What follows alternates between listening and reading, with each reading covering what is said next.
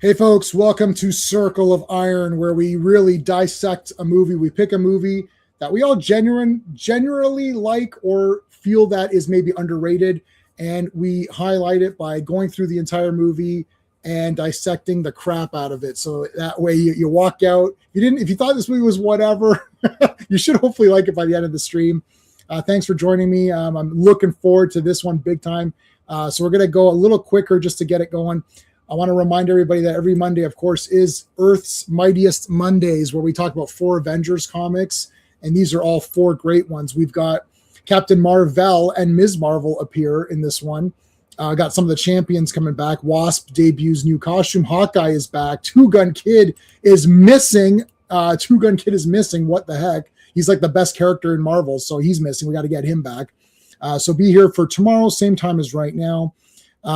Tuesday Night Terrorvision, Tourist Trap. Okay, this movie is awesome.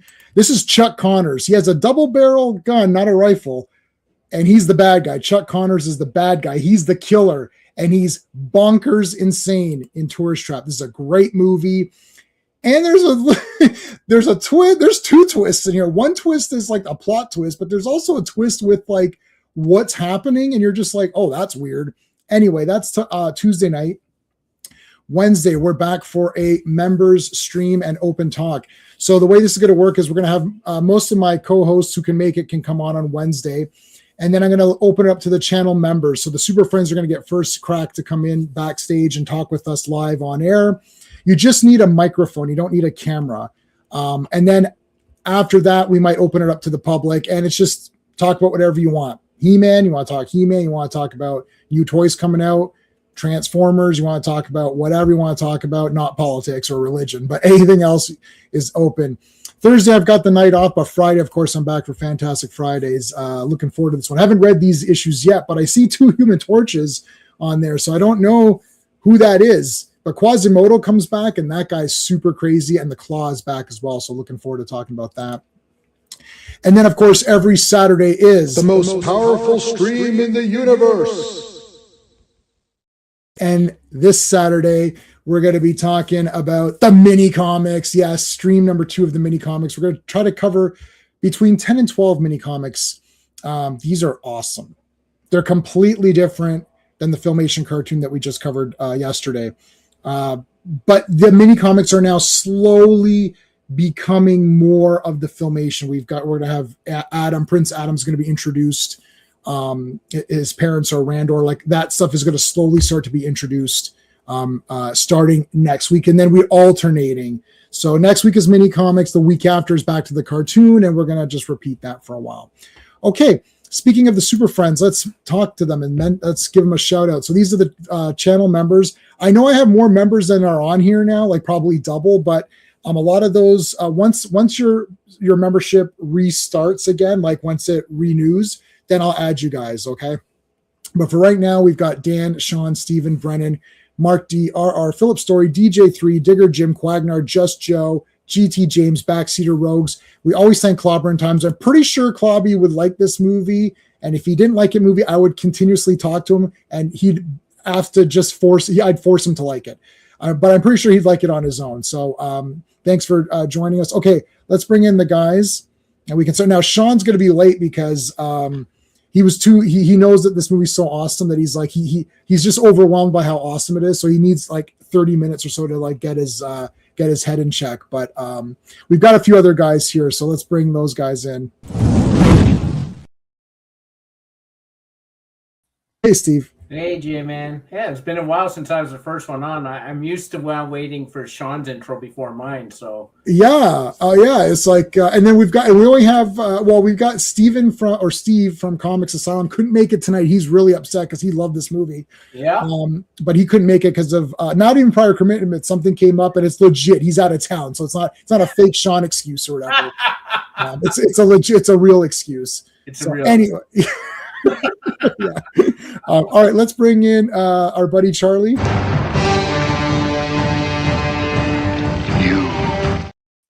Hey, I'm just gonna start telling Sean he's just sweeping water. I'm not giving him the benefit of shoveling snow anymore. Yeah, I think he's just sweeping water.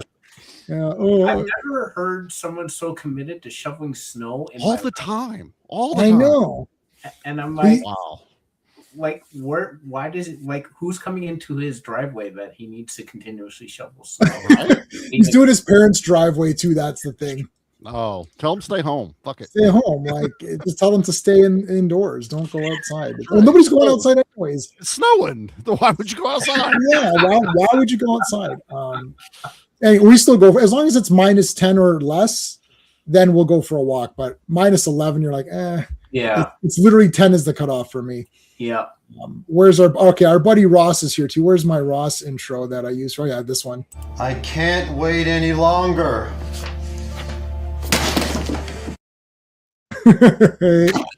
He has the I can't wait any longer.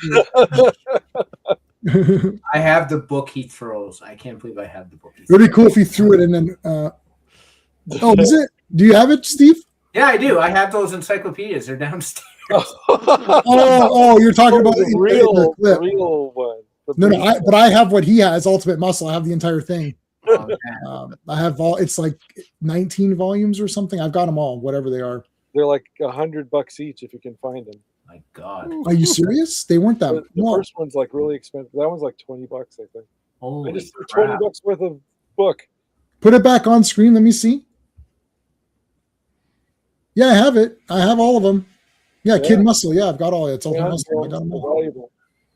All right.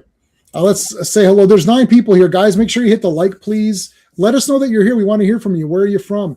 Thanks for coming on, buddy. I appreciate it. I know you've come on. I'll try to get a translation for that, but thank you. I appreciate it. There's a thumbs up. I appreciate that. Our buddy Al is here. Thanks, Al. And we've got Jason, 2 Jasons here. We've got another Jason. Oh, this is Yeah. Jason Caskey, my friend from Everything Comes Back to 2000 AD. Oh, awesome. Oh, there you He go. was here from, he joined the Ben Dunn cast earlier, too. So Okay. Well, let's. Iowa's got snow, too. Iowa's Oh, kind yeah? It's snowing here right now. So I Don't don't worry, know why Sean I'm will be talking by about to it. shovel your driveway. So Yeah, Sean's going Awesome. to provide his services for you. So I'm getting everyone's links while we're here, anyways. So you might be seeing this on Sean's link. Sean will be here eventually. So there's right now there's nobody watching from Sean's stream, but eventually somebody might. So please hit the like on this one and rate the movie if you've seen it or not. What have we got? We've got somebody already. We got 5 votes already. Somebody's never seen it. One person gave it a 3 out of 5, and one person 3 people gave it a 5 out of 5. So that's good. When you get a chance, can you put the Ben Dunn thing too? Because Oh yeah, I've got Ben's in here as well. That's the preferred one right now. Only Yeah. because the 2000 AD thing's kind of niche. Well, whatever. People gotta watch it. There's so that's Antarctic Press's channel as well. Okay, so really quick, we'll go in a certain order in a second. 1 second. I just want to show you guys that I did get the poster. Oh, beautiful. So nice. that's the original 1-sheet poster. I was able to get it, and I did get the CD soundtrack Nice. of the music, which is awesome. And we'll talk about the other stuff in a second. So you went full Jugger on this, huh? I'm gonna go last this time, which I'm gonna go last, and we're gonna go. I'm assuming that Ross, you saw this in the theater, right? No, I was going to say I have not seen this. Ross has to go. It's been good having him on here, but You broke my Jugger cherry on this one, so I'm going to. oh my God, really? I'm equal to all of you this time. Well, not maybe not, Wow. but yeah. All right, I'm gonna move Charlie up, not because I like Charlie, but because I'm gonna put the comments on screen. And Steve doesn't have his camera on, so it doesn't matter if it covers. I hate when the comments cover someone's head, Yeah. right? So it's nothing to. Clearly, Steven's cooler than Charlie, but it's just for the comments. Man, and you wonder why I didn't come last don't night. believe that. No. Charlie's the best, man. Ross is the dud on this family. So, I got and he hasn't even seen this one in the theater, so really, literally, no point in being. Why are here. you even here? Why are you No, even here right now? But I watched it twice. I watched the Blood of Heroes, and then I watched the.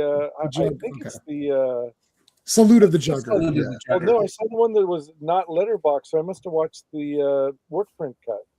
Well, the no. non-letterbox The work was the U.S. cut. The non-letterbox. So no, hold on a second, Charlie. He's watching. So Charlie and I and Steven and Sean, when he eventually comes on here, all of us own the 4K release in different versions, right? Right. I'll show you the like the crazy version that I have. Yeah, you got So the big one. Ross, I had to find a few copies for Ross to be able to see this. So the Salute of the Jugger had only ever been released in non-widescreen. That what you're holding, Charlie, is the first time they ever got it in widescreen okay. ever. That makes sense then. So he watched Salute of the Jugger in like TV cut or whatever. 4x3. Yeah.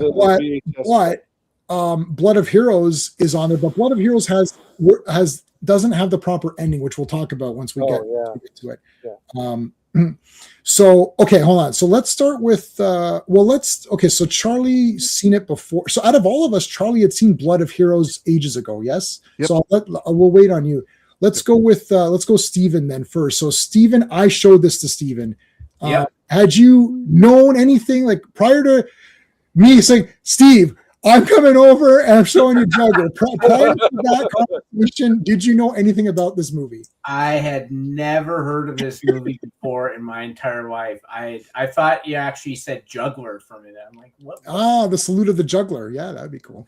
Like, is there going to be juggling? Like, what the hell? Like, you usually don't get excited about juggling, so I became suspicious about what I heard. So right. I've literally never heard this movie until you showed it to me, which is a shame, really, because it's an awesome movie. It is really good. It's what I like about like these, I guess you could say, dystopian movies, like future movies. You basically got two sorts, in my opinion. You got the fight for survival, which is like Mad Max and that, where it's just you're trying to survive. And then there's the dystopian movies where it's like now we seem to be surviving, but we're trying to get a semblance back of pre-dystopian civilization, right? And that's your Rollerball and movies like this, where it's like sports have basically like they're like almost like seen as an integral part of society. And it's an entertainment thing. And, in the dystopian future, you can't do movies and that. So it's easiest to get sport to get people's minds off the fact that the world has ended and they don't know where they fit in it anymore. Right. So it's a great idea, especially like going back to like, hey, if we're going back to, a new civilization, let's go back to the beginning when we had gladiator fights, which is basically a version of what this is. Right. Like Gladiator meets American football, I guess you could say, is how I would sort of equate it. Yeah. It's basically, yeah. And now Sean's coming into the back, so I'll give it a. So Steve will come. You're okay. So that's just we'll talk more in depth as we go. Yep. So you never. Oh, let me bring Sean in, and then I'll let Ross go. Hold on a second. Hey. Brainiac is here. Brainiac 5 has entered the screen. So Ross, you never saw Blood of Heroes or Salute of the Jugger until I said something about it, or did you know about it? Until you provided me with the means. I'd seen the trailer. I love Rutger Hauer. I love Blind Fury and his role in Blade Runner, and you did the Flesh and Blood. I was telling you guys like, oh, it's great. I love Rutger Hauer. Yeah, I'm going to watch that this week. But I think you're going to like it. Sure. This one, for whatever reason, I don't think it played in the theater long enough for me to catch it. And then it was at the video store. There was something about it. I think it was like he's not really a fighting guy, and it seemed like it was a fighting movie. And if I do have anything resembling a complaint about this, it's the so-called. No, not so-called. That sounds rough. It's the action. It's the actual action scenes in the movie, but all of the actors are absolutely fantastic, and Rutger Hauer does not disappoint, especially in the longer version that the real version that you're talking about. Yes, there's a work print version that's 2 hours, and I'll tell you the difference if anyone hasn't watched it. Okay, well, yeah, we'll get to that, and then we'll get okay. but anyway, so I watched Blood of Heroes, Mhm. and it was part of it was like it was the second movie I watched that night, and I watched it with my dad, and I don't think he was into it. So I kind of, it wasn't I disliked it, I just didn't love it as much as you were building it up. But I was like, well, I'm going to be reviewing it for this. I'm going to give it another chance and watch the longer one. And boy, am I glad I did, because I really enjoyed the hell out of it. So Yeah. consider me part of the club. And if we do like we did with with Circle of Iron, which I already liked going in, and ended up going like, oh, it's one of my favorite movies. And Oh, I have 2 pages of notes. yeah, by the time we've talked ourselves into loving this one even more, I think it'll be a next level afterward. Right. Okay. Charlie, you'd seen Blood of Heroes, so you're the only one on this panel that had seen something resembling this ages ago. So what happened there? This was on the rental shelf with all the other post-apocalyptic movies. So, you know, you're going through the Mad Max, the Road Warriors. Dad got on this kick for a little while where we would just, if the cover looked cool, like we rented Battle Truck, you know, so it's just that's all we needed to see. You know, was it Warlords of Atlantis and the Bronx type things. Oh my God, Warlords of Atlantis! I got that right there in like the pack or whatever. That's a great movie. Yeah, well, that is awesome though. You remember the covers of stuff, and I remember seeing this one, and I remember we rented it, and Dad and I watched it. We didn't know what to take of it because it's not what we expected. It was post-apocalyptic, but we're like, this is a sports movie, like it's a sport, you know. And I even at that age as a teenager, I was like, this feels a lot like Rollerball, you know, with James Caan. And I had seen that one on cable, and then obviously the remake and stuff like that. But that was the last time I had seen this movie. So watching I remembered certain things, but I'm also sitting there going, I thought Rutger Hauer only had one eye in this movie, and it's starting out, and then all of a sudden, that explains it. I do remember he only had one eye eventually in the movie.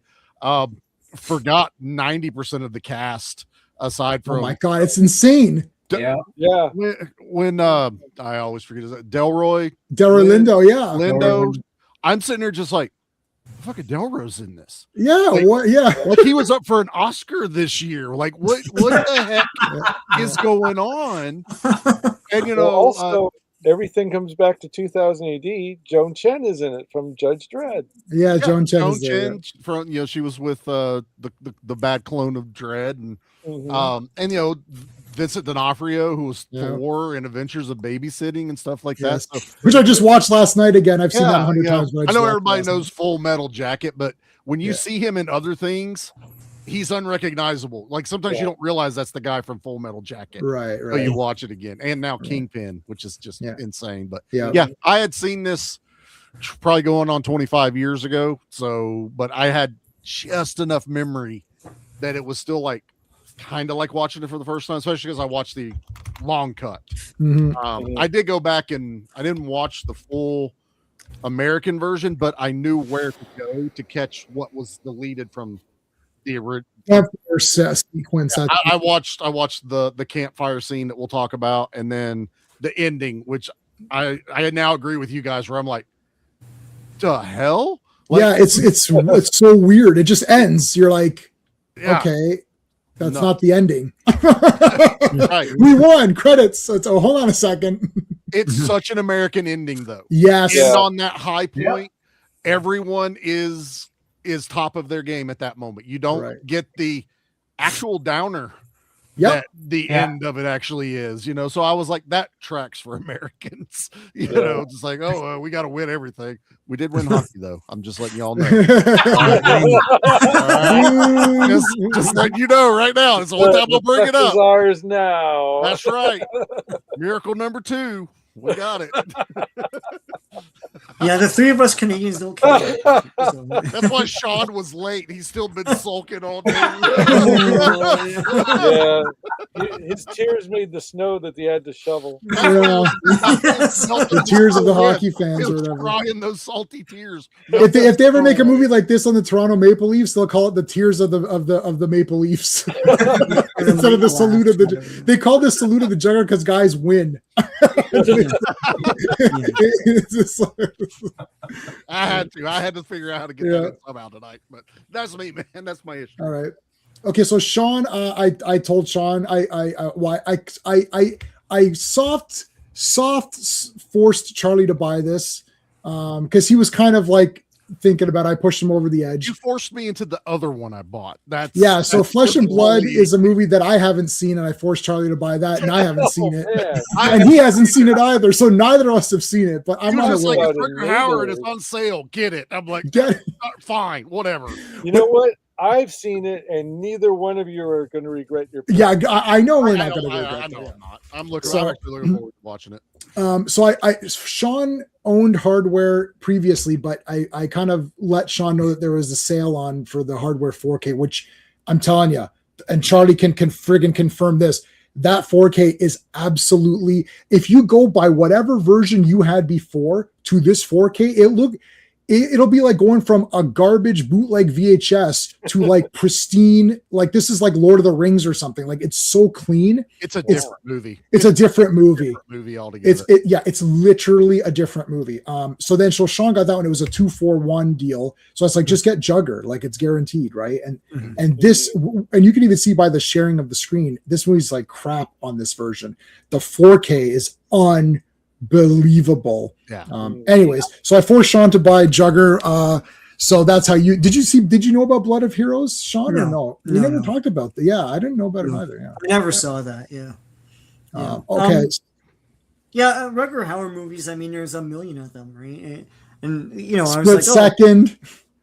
Yeah, I like Omega Doom's probably the worst one for me. Right, and I have it. I still own that one, but yeah, the one is double packed with. It's double packed with Blind Fury. Yeah, Blind Fury. Yeah. Oh my god. Anyway, yeah, I mean, you're like, this is a Sean movie. You're gonna love it. Yeah, it's awesome. Because like Jason knows that when guys team up and stuff, and like the underdog and all that, I love all that shit. Yeah, right? guaranteed. I do like all that. Like, there's a lot of thought and detail put into this. That's part of the charm and appeal of this, right? Yeah. So, the sound design is awesome. Like, that chain is not going to make that sound, but right? But it sounds wicked, right? Yeah. And then there's like a double, like that double guy in the Red City. It's like, what the heck? Yeah, and when D'Onofrio like swings it to try and impress the judges at that place, and it sounds wicked. It sounds like Crocodile Dundee doing that. I'm going to go make a phone call and start swinging that thing around his head in the movie. Yeah, and I liked all the detail of the world. I mean, like, it's the world building or whatever, but I like when they're in that elevator and it's basically like a long train ride. It's it just goes down, and everyone's like sleeping and stuff, How deep is this hole? Where'd you get the cable for that elevator? I know, it doesn't make any sense, but it's still a neat idea that it's so deep down that like someone thought of this, like, oh, they have to sleep there, they're like camping in this thing, right? And they're sleeping up the side of the wall. Well, we'll get to the details once we get I mean, when they're sleeping on the side of the thing, and I love I know George Lucas was all about like making the world scuffed and everything for Star Wars, but this is like a next level of detail. Like there's weird slime and someone blew their nose or something on the walls and stuff. It's like, that is accurate. I mean, I could point with a yardstick to anything like that downtown right now. It's gross. It's all lived in and never washed, right? Yes. I love the pies when the guys are doing the pie. What the hell's in those pies? They look good. Don't ask. Good. But don't ask. Like, we're gonna get to that. Okay, so hold on, we'll get to that. Yeah. All right. I like the big honor of those guys. Like that one guy looks like he's gonna beat the shit out of you. Gonzo. Right? Like it's just the world made him look like that, right? Yeah. But he has honor. Every one of the Juggers has honor. All of them. There's not one we're going to talk about that in details, but yeah. Yes. Yeah. He's confronted at that like lizard buffet or whatever, and he's Yeah. like, "Well, what Oh, are you talking about?" Yeah. But yeah, no, this is a step above other post-apocalyptic things. It's something nobody talks about. The cast is ludicrous. Yeah. And it's like just for that, you should be like watching, giving it a second look. Yeah. And it's nothing. I mean, you're right, Charlie. It's nothing like the other kinds of post-apocalyptic movies of the time. There's no like chase with like crazy vehicles. So that's Right. that's not. Yeah, what there's it is. a vehicle. Like you're just kind of Yeah. like, that's it. Yeah. That's all I That's get in it, this. yeah. Yeah. Yeah, completely opposite from like a Mad Max style thing because they don't, Yes. it's not comparable or whatever. It's about the sport and the honor and everything. But as Yeah. violent. As violent. But it's violent, as yeah. Mad Max It's and the violent, yeah, Apocalypse. and the violence Yeah. is very honest looking. It's, Yeah. I mean, when that girl gets like punched, she looks like she just got punched. Like, Well, it's half naked, except she's like, except "Ugh." for the flips when Joan Chen, there's a few times where they flip her around and she jumps. And if she's landing flat on her back or on her side fully, it's her, except for Yeah. those parts. Like Right. when it's obviously not her, Mhm. it's not her, but every other time it is her. Yeah. They're doing it all, man. Like everyone's like getting nailed and shit. It's like they really are going for it. Okay. Well, I like her stances as well. It seems like that's what you would like. She's getting ready and she's all nimble and she does the Spider-Man poses and stuff. That's pretty. Yeah, Yeah. she looked like Black Widow in a lot of them. Just Yeah. doing that. Yeah, no, I'm glad to own this. I never really heard of this before, and it's really, I mean, it's a step above most other like low budget. I mean, it's probably wasn't super low budget, but We'll look at, I'll take a look. but I'll yeah, take the a quality. look. I mean, it's high quality stuff, and I just like that weird world that they created for themselves, where like, eating from a lizard, the back of a lizard is luxury, right? Right. Yep. Yeah, and yeah. We'll what look more details that. Okay, hold on. Let me get the specs here. So it's Okay. David Webb Peoples. It's 1989. He wrote the script in 1977. So it was 10 years before they got a chance to even make this. It's the only movie that he directed, but he wrote a shit ton of other stuff if you look at his Yeah. credits. Mhm. So I needed, if you order from Umbrella and you're in Canada, you need to get $200 worth of stuff in order to get free shipping. So I ordered the Terrifier set, I believe. No, Dust Devil. I'd ordered Dust Devil and I needed something else and I could not find anything else. So I literally, and I'll make myself big for this for a second. I literally just saw this cover and I was like, ooh, that looks awesome. And Oh, it's wow. it's like, okay. And then the back cover is this. I was like, well, Oh, that wow. looks even more awesome than Nothing like that in the movie. right. No. This is, well, yeah, not this suit, but the other suit's accurate. Yeah. But like, so, and then this gives you like a booklet, the script, this is the rule. I have the rules of the game Jugger, which is really being played now in 2 forms. Mm. So I needed to get the free shipping. So I just paid $100 for this without ever knowing what it was. I literally looked at it, I thought this poster looks cool. It's Rutger Hauer, Joan Chen. I didn't look at the other names. And I do get feelings for stuff. And there's a few times like I'm just like, this is gonna be awesome. I know it. I'm like, this will be awesome. I'm like, I know this is gonna be awesome. I'm just gonna order it. And I ordered it and I had to wait because that was in stock, but Dust Devil wasn't. And I was like, Pre-order. so I was like, I was just dying. And then I finally got this. It's the first thing I didn't put Dust Devil in, even though I loved it. I didn't. That's the movie that I ordered. I was like, I forget. You already knew what that was. I knew what that was exactly. I threw in Jugger and I just hit play on the first disc. I was like, this is the greatest. Like, I'll tell you at what point in the movie where I was like, this is the greatest movie ever. So I started watching this. I was like, well, this is awesome. I was like, okay. I'm like, this is awesome. So, long story short, boom, got the CD soundtrack immediately ordered on eBay because you can't get it anywhere else. And then like one sheet, there's the poster, the one sheet 27x40, the official poster for Blood of Heroes. The Jugger poster, the Australian version, the Salute of the Jugger poster is not the proper size of a normal poster because they have different sizes. Yeah. I can't, my OCD, I can't have a weird size. It's like that doesn't fit my thing. So I was like, I'll just get the Blood of the Heroes poster, which is fine. All right, so yeah, I love this movie, and I forced everybody to watch it and to do this stream. So let's get into it. First off, we start off with a bit of a backstory here. People no longer remembered the golden age of the 20th century. They didn't remember the miraculous technology or the cruel wars that followed. They didn't remember when Juggers first played the game. It's only called the game. It's not called Jugger. That's one thing to note. Right. Or how it came to be played with a dog skull, and they go to dog towns and stuff like that. Yeah. You start the thing off with them saying, "The Juggers are coming. The Juggers are coming." And this is already epic because, hey, Castle Grayskull, how's it going? Thanks for being here. The sorceress is in the building. Yes, boom. See, with the title song of the Jugger, I thought this could be like an Andy Sedaris movie, but it's not that at all. No. And I have all of his movies except for 7. I think that's the only one I don't have. But I actually I don't own them like physically. I have them all, shareable. Oh no, you and me both, bro. Well, yeah, Andy Sedaris is great. I've got the discs. Okay, so hold on. We got info on the game. Yeah, the Golden Age. So the music already starts off awesome. And you've got these guys, and I'm thinking this is Dungeons and Dragons. There's this party of guys walking around with weapons and stuff, going to different towns and meeting up with people and fighting guys. I'm like, this like I was like, this is D&D right now.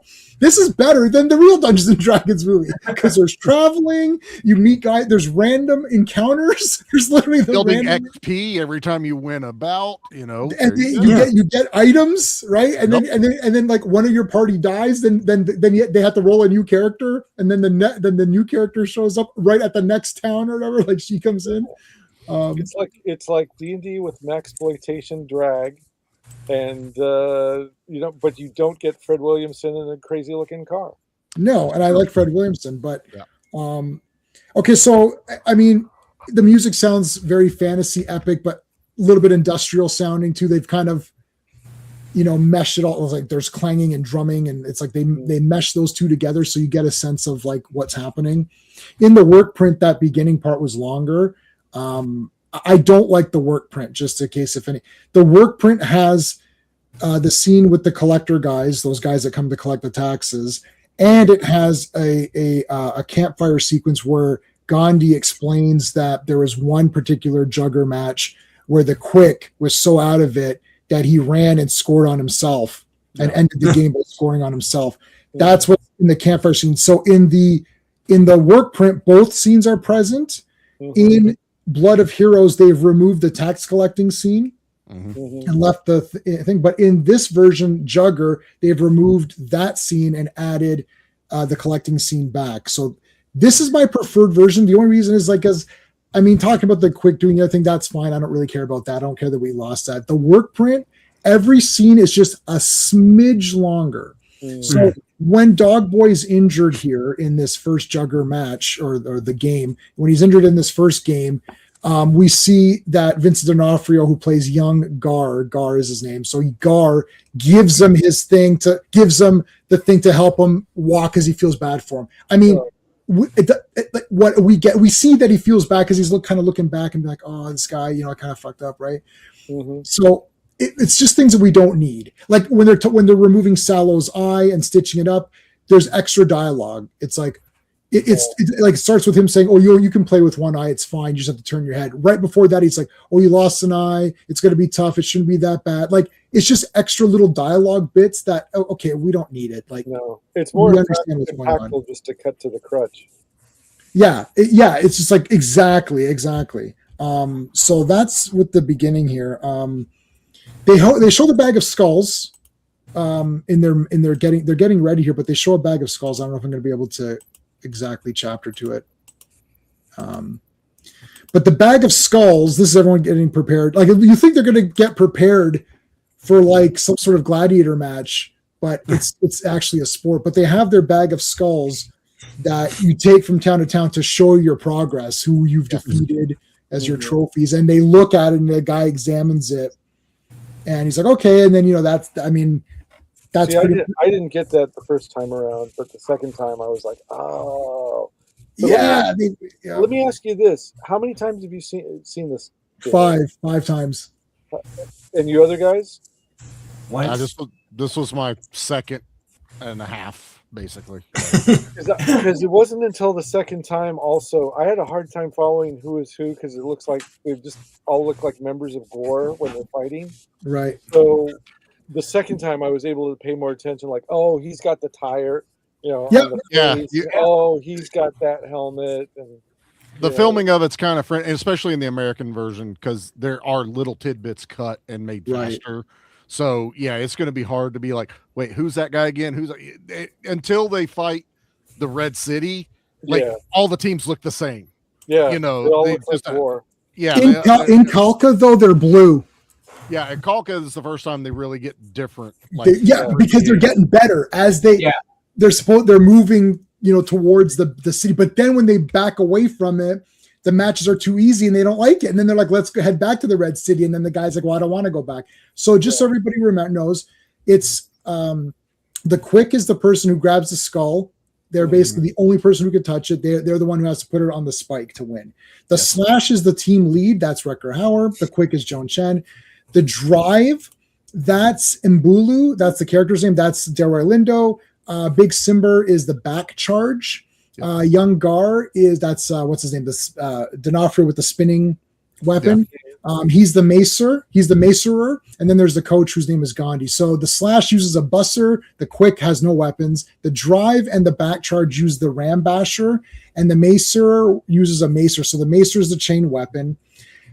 You can tell by their weapons. So Rutger Hauer's the only guy, because he's the Slash. One of his has a Q-tip end, and the other end has the hook. Yeah. So that's how you could tell who he is. And then the other two, back drive and the drive and the back charge, have the same kind of Q-tip weapon, but the back charge can be used to pin guys. So that's where Bone, who is played by Richard Norton, Bone is a back charge because Gonzo says to him, "Oh, pin the guy I'm going to take down." He's like, "What? You're going to pin this Slash on a challenge? Like this is nonsense." But that's because he knows it's Sallow, right? Right. So was Richard Norton's speaking role cut from the American version? Because I don't remember. Or I don't think he actually talks. He's kind of like cut back and forth a little bit. Yeah. In there. It is drawn out more because his name's Bone in the full cut. Yeah. When I saw his name in the credits, I paid more attention the second time, and I was like, "Oh, there he is," but he doesn't look like Richard Norton yet. So it's 10 minutes difference or 11 minutes difference between the Americanized version and the Australian version. Yeah. So there's little pads here and there and adds and subtractions that aren't in the Australian one. Right. I want to point out the brilliant timekeeping system, because how do you keep time? This was fascinating. Great. Yeah.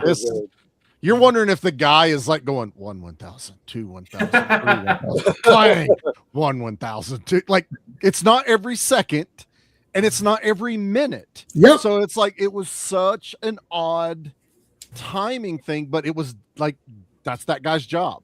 And the 3 piles of rocks, 100 rocks per pile, because it's 100 stones a minute, and that's even what they say.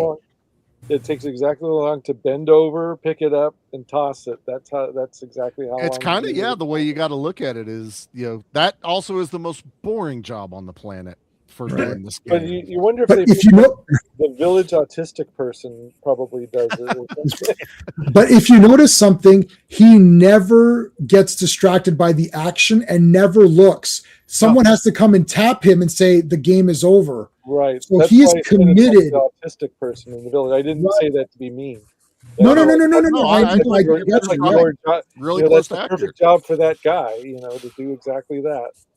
Not only that, it's male and females both participate equally in the sport because it has nothing to do with anything other than your skill and your like Big Simber. Yeah, she's a big woman, but the Quick is small. You want a small Quick who's got less armor and all that. Right. Sand or water pouring. Yeah, you could do that. But there needs to be some sort, because then what jar do you use? Like they don't have a lot of things here. Like rocks you can pick up anywhere and you just throw it at something. Once you get to the league, once you get to Red City, you're gonna see everything's the same, just a bit better and more organized. But it's realistically better. We'll get to. I'll tell you what. to what he's saying there, actually sand and water can't work because then the players have to be looking at the time clock. Oh, The yes, they sound need is the signal so they know how far along they are in the game. And you know, I guarantee you a player like Rutger is counting every one of them. He is counting. He knows exactly where it is. So yeah, it has to be it's like referee whistles or, you know, stuff like that. So yeah, as far as the audience, yeah, you could do sand or water, but the players are the ones that matter. So you got to have that audible sound gonging in the background. And for a movie, it makes it more dramatic and like it's like the drum beat, like when they're on those those rowing ships and it adds tension and it's really, really well done that way. Yeah.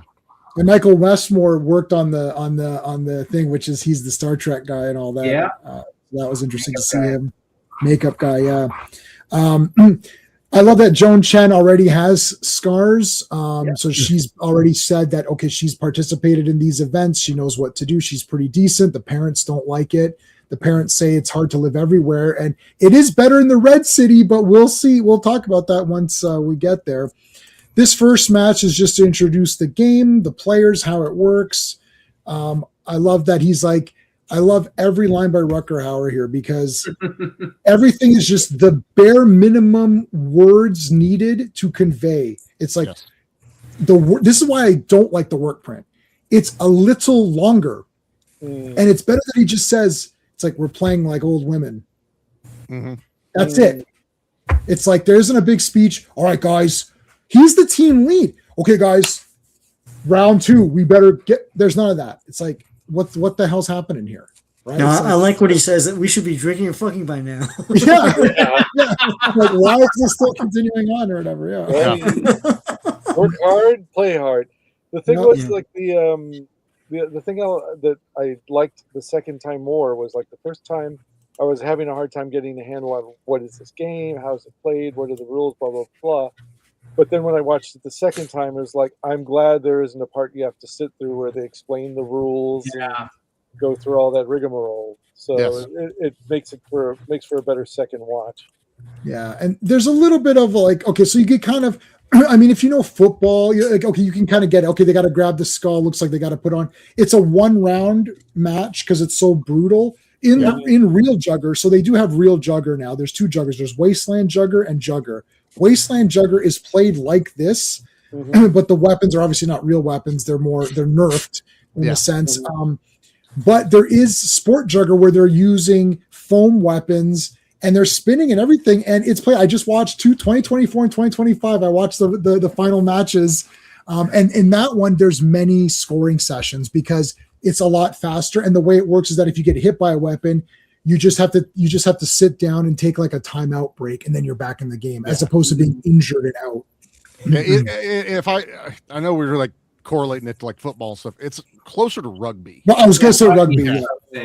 Rugby's the more accurate, and then especially watching it the second time, you kind of start understanding the actual rules without, like you said, Russ, without them telling us. But even I'm sitting there going, okay. So the quicks can fight each other, but no one else can jump in. Oh, no one else can jump in until you've taken care of your person that you're guarding. And then like the macer is the main thing to protect the quick, but only if you have like the upper hand. Like it was a lot of, I know there's a lot of movie isms to make it dramatic, but I was like, by the end of the movie, I was like, I'm starting to understand the rule set here and how each one of these things work. And I was like, I was digging on it. Yeah, the macer wants to also protect their goal, right? It's so his dog boy is getting pissed off here, but like really, like Vincent D'Onofrio, like what are his options here? There's so much going on because do I go forward? It's like a goalie even in hockey. Like, do I go forward or do I try to leave the net and go closer? Right. Even soccer, like how far out do I venture before it becomes dangerous and I've got to kind of go back? Yeah. So, and the reason why the Slash later asks Simber to pin the guy is that he's better than she is, right? So it's like the Slash is your best guy, right? And he has the most versatile weapon. Yeah. Okay, so anyways, so they win here, but Dog Boy is injured. Now there is a very cool thing where they're doing this they're getting payment, and the payment is like nuts, bolts, gears, whatever little things you could use to repair things, right? Because you're not making new nuts and bolts. Like you forget screws, nuts, bolts, washers, bearings. Like you can't make more of them, or at least it's harder to get them. So they become commodities. Like, oh, I could repair this if I had, a new pair of nuts and bolts or whatever, right? Like for want of a screw. For want of a screw, yeah. Which is also what they're doing in this scene. And I wanted to point out that after the match, all the Juggers salute themselves. That's the salute that I loved. I love that. That's like the lineup and everybody, giving each other five, going off of the field or something like that. Like you already touched on it, but it's the honor among the sport. Like you're trying to kill each other during this game, but that gets turned off as soon as the game's over. Immediately. I can't. The call. Go ahead, Ross. Well, even when they get to the city, they were saying like that one guy said, "I've never actually hurt a guy on purpose." That's right. Right. Yeah, that was awesome. That's not a thing that they do. If you happen to hurt them, that's he's like, I've crushed guys. I've ground their bones to dust. It's like, but only to put the skull on the stick, not on purpose or whatever. Yeah. I really like that. And anyone who thought, when we get to that, we can expand. But anyone who thought that he was going to do that didn't understand this movie. I knew immediately. I'm like, oh, he's not going to do that, because up until this point, every Jugger, that big one-eyed guy, oh, he's going to beat the crap out of you. He's going to kill you. They're going to. I like that. Every single Jugger has honor. All of them. And I was like, I can guarantee you that this guy's not going to do that, because he didn't salute Lord Vile. He went by and he didn't salute him. He because he knows that guy's a scumbag, right? And it's like, I'm not doing that. I knew for sure. I was literally thinking, if this guy does do this, then this movie is bullshit because it's breaking its own rules. And it did. I knew it wouldn't, though. I was like, I guarantee it won't do this. I understood what this guy was going for in this movie big time. I'll tell you exactly when I thought, oh yeah, this is this is like in my top 20 for me. I think I love this movie. It's great. Okay. Yeah. Oh, hold on. The tattoo. So this tattoo signifies that he played in the league. It's more like a brand. It's more like a branded thing. So he played in the league, which we don't know what that is yet, but it's the better version of this. But Van Damme has been in that role. He would have had two on either side of his forehead. Oh, stop it, Ross.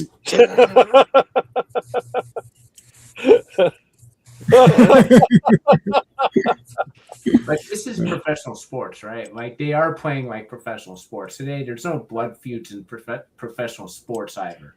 Right.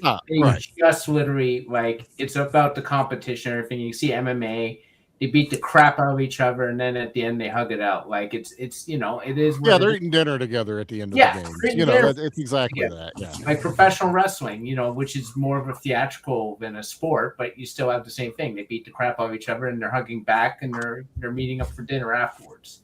It was. And it skips past this quickly, but this is another important thing to the movie is the dynamic after these games. They are these heroes that are out there, but they're also going from town to town. So now it's a chance to sample what this town has to offer. So they get the spoils of war almost at the end.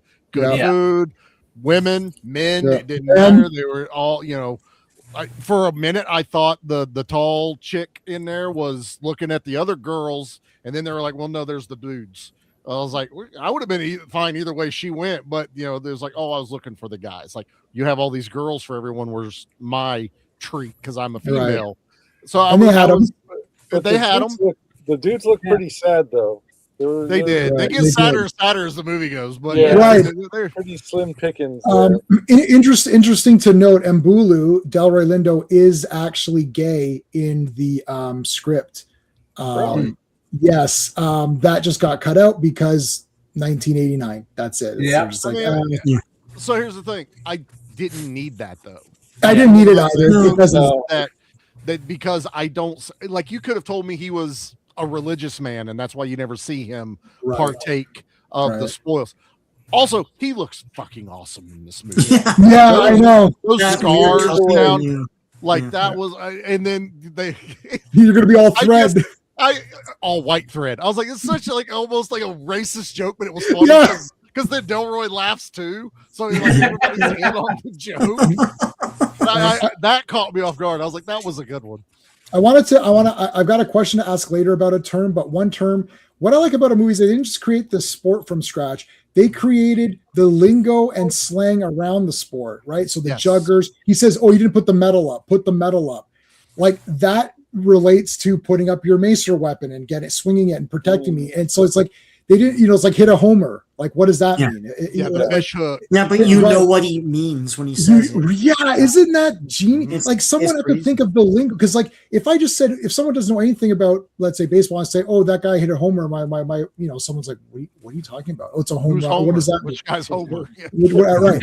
So, but this one, it's clear. You're like, he should have kept the medal up. It's like, oh, right. That makes sense. That term makes sense. Hey, how's it going, Oliver? I recall this actor and George Timmer and another side together. It was called Wedlock. Yeah, that's another Richard Horror movie. Awesome. The other thing, I wanted to point this out. I noticed this on my 5th viewing. Kidda, Joan Chen, gets her mouth guard by ripping the piece off of the guy's armor. I didn't catch that the first few. The first time I watched it normal. The next couple times I watched the work print and stuff, and those second, third viewings, I kind of just fast forwarded to parts where, oh, this is new, and I watched the new part. Mm-hmm. So when I watched it again for taking notes now, I know, and then the other time was when I showed it to Steve. But then this time around, I was really paying attention, and she actually goes up to the guy and rips a piece off of his armor and puts that as her mouth guard, which is why it looks kind of weird. I thought that is so cool. Just a random. Yeah. Just a random. Now, okay. Yo, look how cool this is. Tells you the honor system, the level of honor. This guy's done. The audience knows it. The team knows it. Kidda takes her opportunity to say, I can be your new Quick. Salo's like, the guy's good. Yeah. He's good. He'll heal. He's good. The team stays with them until he himself then says, I don't think I can do it, guys. They would have stuck with them. I don't think they would have let him go. He literally got them together and says, I can't do it, because he also has honor for the sport and his team to say, look, I can't do this and you guys can do it better without me. Yeah. That's awesome. They live by the Rick Astley code. Never going to give you up. Never going to give you up. Yeah. Another good makeup addition, because they call him Dog Boy. He's kind of got this like dog feature. Yeah. Rutger even gives him water instead of handing him the container of water, pours it in his hand and he laps it out of his. I was like, that's such a Mad Maxism. You know what I mean? Like, all that stuff. I was like, that was actually really cool. Dude, I had that in my notes too. Isn't that genius? Like, think of the details of this. Like, I don't know if in the script, I have the script. I don't know if it says, it might say, give it to him, but like, just coming up with something like that is so genius, like such details. Sorry, Steve, you're going to say something? Okay. I actually thought Dog Boy was going to come in at the end when everyone was getting injured. I thought he would make his appearance. And I thought that would have been something where he came back, and because he says at the end of this, he says, I'll catch up to you when I'm good again. Yeah. I'll find out where you went after the city. Like, he knows they're going to go there, do their thing, and leave. And he's like, I'll ask around and find out which direction you went. Yeah. And, it's like, and it's still possible that maybe he does. It would have been cool when it gets to the end if he was the Quick again. Yeah. The whole new one at the end. Boy. Yeah. Return of the Dog Boy. That's a whole nother movie. Yeah. But you see, it's not too much of that would be a big time movieism sport thing, right? Oh, the guy comes back or whatever. Yeah. And they're not going for that. It's realistic. No, he's injured. I wanted to mention a line that was said earlier that we passed. Kidda says, I can win. And her mom says, win what? Yeah. Fuck. That is awesome. We'll circle back to that at the end. Yeah. All right. But even as a viewer, we don't even know what that means because we haven't seen the Red City or the talk of what's out there. She's just like, there's something better than this right now. Is there Fortress? Ooh, Fortress is great. Cool. I love Fortress. They mention they use the term daughter like a couple times, which I didn't understand. Like, I didn't get what they were saying. Like, when they're sitting there and they're like Mbulu says, oh, I have a daughter. And it's like, is that a drug or something? Because then later he goes back to Dog Boy's like, oh, do you need a daughter? I'm like, I actually put the subtitles on. I'm like, what are they talking about? I have no idea. I don't know if somebody can figure that out or not. It's weird. So they're sitting there and he's getting stitched up. He's like, oh, I'm okay. I have a daughter. I'm like, is that like, what does that mean? Like a DODDER? No, daughter, like your daughter, like you have the daughter and a girl? Yeah, I don't know. Yeah, like it must be a drug, or it must be some sort of thing. Is that who he's carrying around in that cabinet on his back? Yeah, that's all their supplies. They got an old girl in there. A cabinet backpack, yeah. I just like how he's so like slight, and he can carry that thing, that cupboard around on his back. Yeah. All right, so and they talk about the 9 kings, the 9 cities. Here's your tax collecting guys. In the work print, when they come and they take everything in the very next scene, I think Kidda says, oh, how are we going to pay for stuff? He's like, oh, we've got money. And he's like, but they took everything. He's like, that's right. And when the next guys ask for everything, how am I going to give them something if I don't have everything? If I don't have anything. So you didn't give them everything. He's like, it's like they take everything, but there's many piles of everything. Yeah, he's got gears in his shoes. Yeah. So I love that. That was kind of a fun thing, but they take, they take the tribute like here. A bag of tribute. Which also, it's not shown on here, but our manager character on this is wearing a chest of drawers on his back. His cupboard. It's a cupboard of just drawers and ways to keep things. And he's Indian, so it's Indian in the cupboard. No. Well,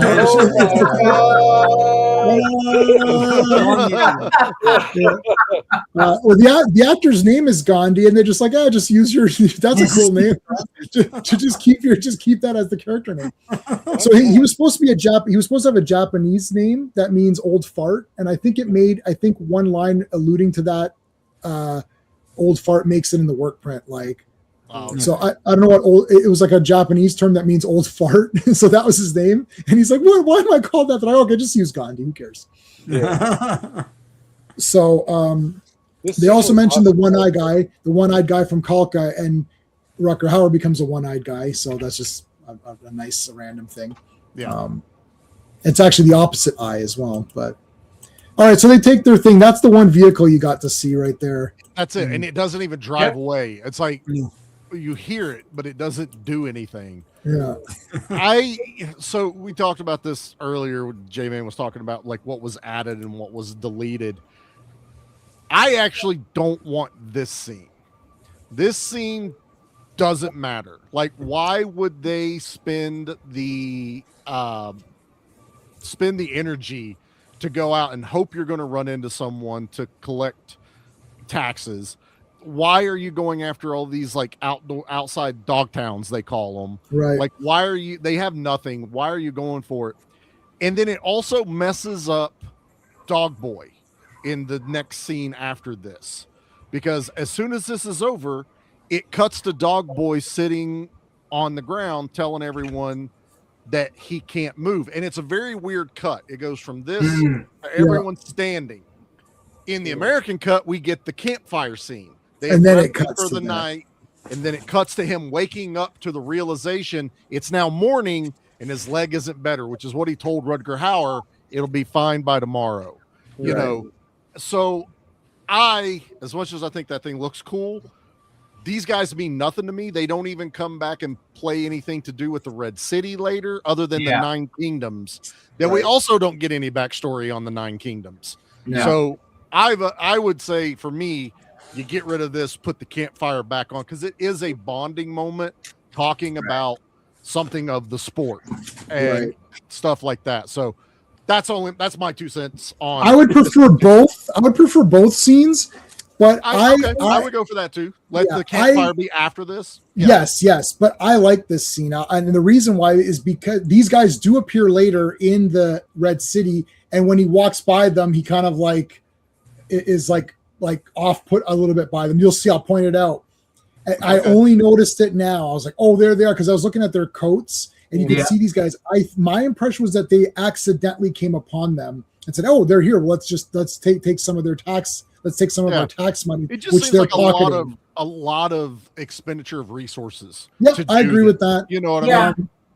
But I like seeing the vehicle, and I like the world. These are the only world building guys we got who say, "Oh, there's 9 kingdoms and stuff." So it's like, I like that. And then they say, "Oh, that guy coming up in that town's going to be brutal," and all of that. So it makes it seem like, oh, Kalka's going to be a pumped up spot. Your dog boy is not going to be able to handle that big, tall, one-eyed monster that's coming up. Then I'm with you. I think both should have. I think both is the answer. And people are afraid of these guys from the 9 cities. People are. Yeah. It's kind of like this looming thing that people are afraid of, and you imagine like 9 cities, big structures and all that, and then you get like this little phone shed in the middle of the desert later on.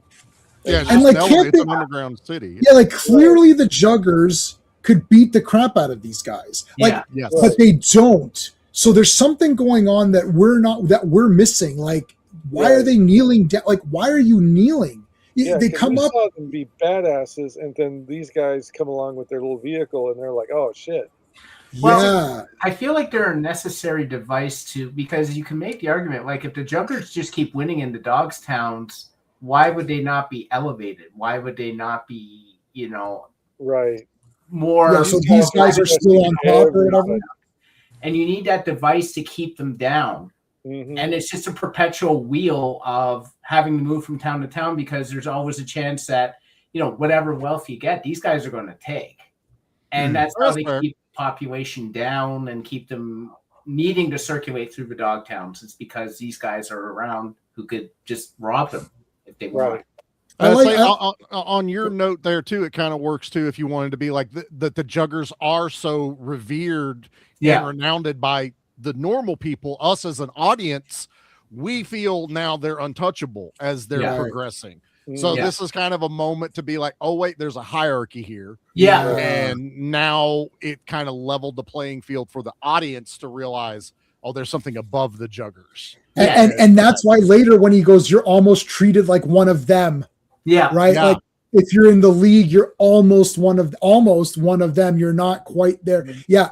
This scene is important, but this is why we do this. This is why we're doing this stream, so that we can talk this out. Yeah. We can break it down and figure. But the campfire scene, I don't like losing it because it makes more sense in like saying by morning. Like literally, that seems like 5 minutes. You could have it in here. Like I don't understand why. It's not even 5. I went back to it. It's 2 minutes. It's 2 minutes. Clearly, you have this. Yeah. They're cooking a little piece of meat that they brought with them. Yeah. The guy is telling the story. They're laughing, and Joan Chen is in the background as an outsider still. Yep. So she's not accepted in, and now we get everyone is awake, and Dog Boy is still sitting there, and now we understand where he's like, yeah, I can't stand. Which is going to be the thing that comes up after this. Right there. He's like, I can't stand. There, it literally cuts from the tax collectors to everyone standing around Dog Boy. Yeah. Yeah. So it's got a weird. Yeah. It's a cut and then a fade out from you see the sun, and then he stands up in front of it and blocks the sun. And then it's like, oh, I can't go on. So you get the sense that it's morning, but it would have been nice to have it would have been nice to at least, if you weren't going to have the campfire scene, to at least fade to black and then fade back and saying, oh, that was the night. And then anything. Anything. Yeah. It's a weird, you could tell that something was removed or whatever. It sort of looks like Dog Boy sort of looks like Michael Palin in this scene. Yeah, a little bit. Yeah, it does. So here's the thing too. There you go. Totally. Cheer up, Brian. Anyway, so there's a scene where since this part of the movie doesn't move like in any kind of breakneck speed. Yeah. I will mention this here. Like, I wasn't like that impressed with the actual Jugger fight scenes. Maybe more the second time than the first time. Mm-hmm. But this movie's strength, unlike most of the other Maxploitation movies, is that the cast and the writing is so good. It's more like a drama that happens to take place in a post-apocalyptic future than an action movie with chases and explosions and stuff like that. 100%. So if they want to slow it down at this point in the movie for an extra campfire scene and an extra bit with the guys being oppressed, this is the time to do it, and it'll be fine. I mean, it explains why for the American cut they're like, we don't need this shit.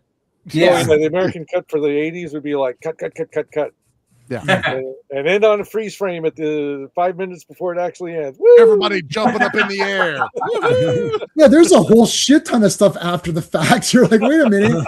And you have those Juggers of Doom, which look like predators. I was my like, what God, the they shit? look They're going to fight the Cut predators? that out of the movie. I mean, geez. I was stunned. I was like, Sean, that's the first thing Sean said to me when I was like, did you watch Jugger? He's like, oh, you mean with those predators at the end? What the show? What the hell? Glow in the dark eyes. Yeah, he didn't say predators. I'm saying, he said, what'd you say, Sean? Glow in the dark? The glowing eye The guys. glowing The glowing dark eye eyes, guys. man.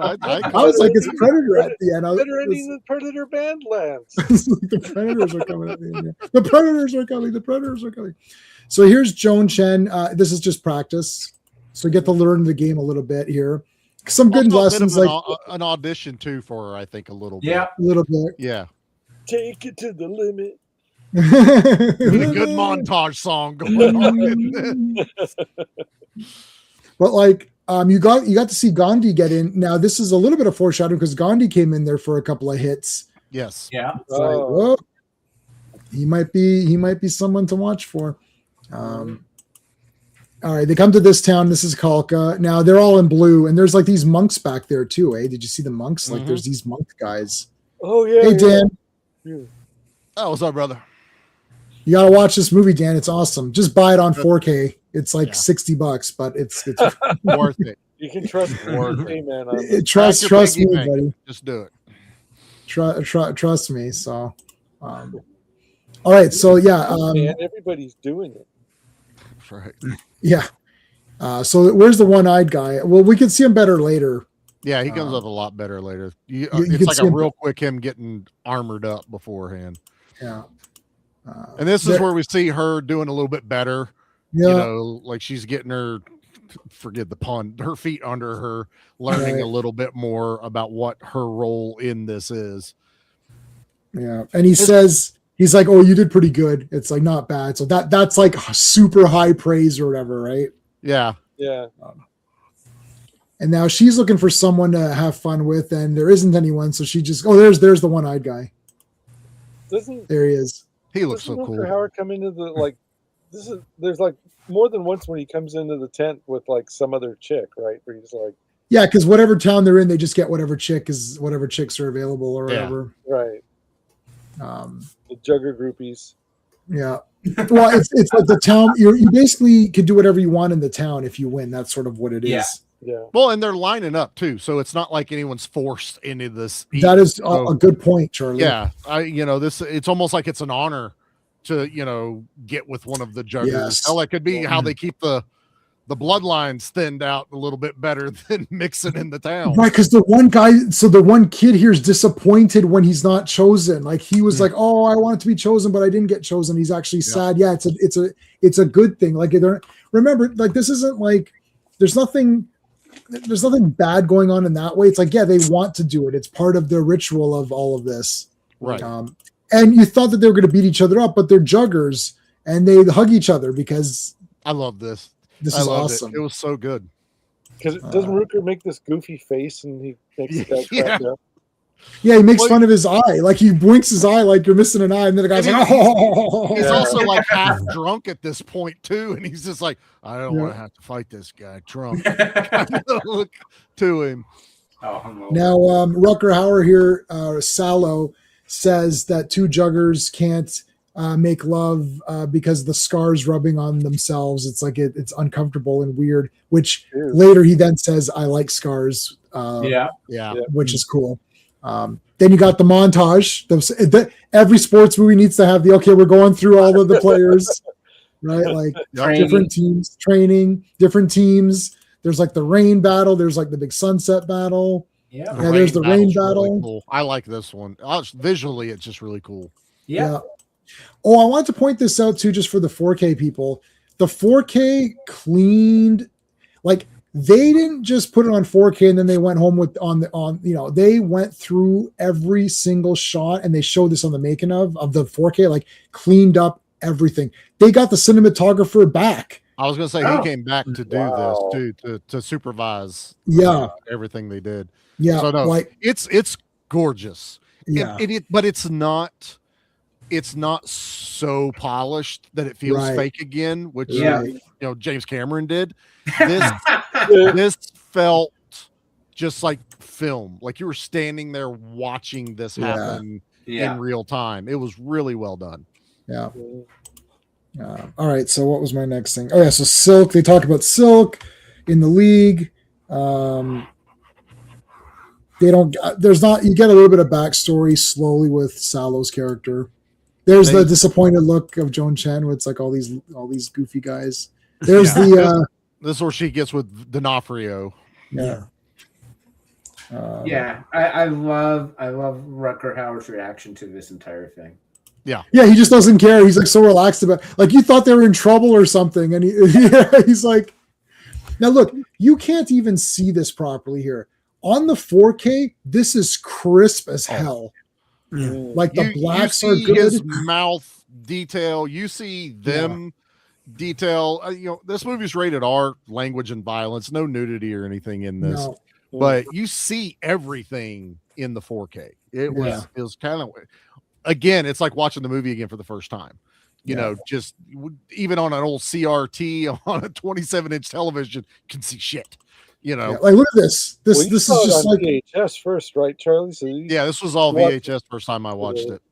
And he saw Blood of Heroes. He wouldn't have seen this one. Yeah, I didn't. Yeah, it was. So you literally did got to see watch it. a whole new movie today watching it. Yeah. Yeah, look at this. This may as well be the Batman. Can't see shit or whatever. Yeah. Oh, are you watching the Batman right now? No, this is the shit version of Salute of Jugger. Well, it looks like the current The Batman. I'm like, right. Well, the Return of Jugger, Song of Jugger is still better than the Batman, even the shit version. Yeah. Well, of course, this is way better than the Batman. That's an easy one. Even though I bought that on 4K as well. Okay, so what else we got here? So D'Onofrio, I noticed in this movie, and I don't know if this is just a D'Onofrio thing or a character choice. He rocks back and forth a lot. Yeah. Like he's itching to go all the time. Yes. I don't think I've seen that in his performances and other stuff. So I think it is a character thing. Just Full Metal Jacket, he does it again and he uses that whenever he's doing like the whole thing where he loses it in the the bathroom. He's doing a lot of that. But I feel like it's more of a character choice in this one, that he's young, impetuous, just ready to go at all times. Yeah. Also in 4K, realize he's a redhead. Like he had red hair in the 4K. Like had no idea. Wow. Yeah, his actual character's name is Young Gar. So it's not just Gar, they call him Young Gar. It's like, cause it's like he's all energetic. So it is a character choice. I love when they're getting these easy matches and they can't celebrate. So they say that you find out a little bit later that the reason why Sallow and Gonzo and Griffin, they only said there was two, but Griffin's later. The two guys left standing were Gonzo and Sallow, and they lasted 26 stones against the Red City League team. Yep.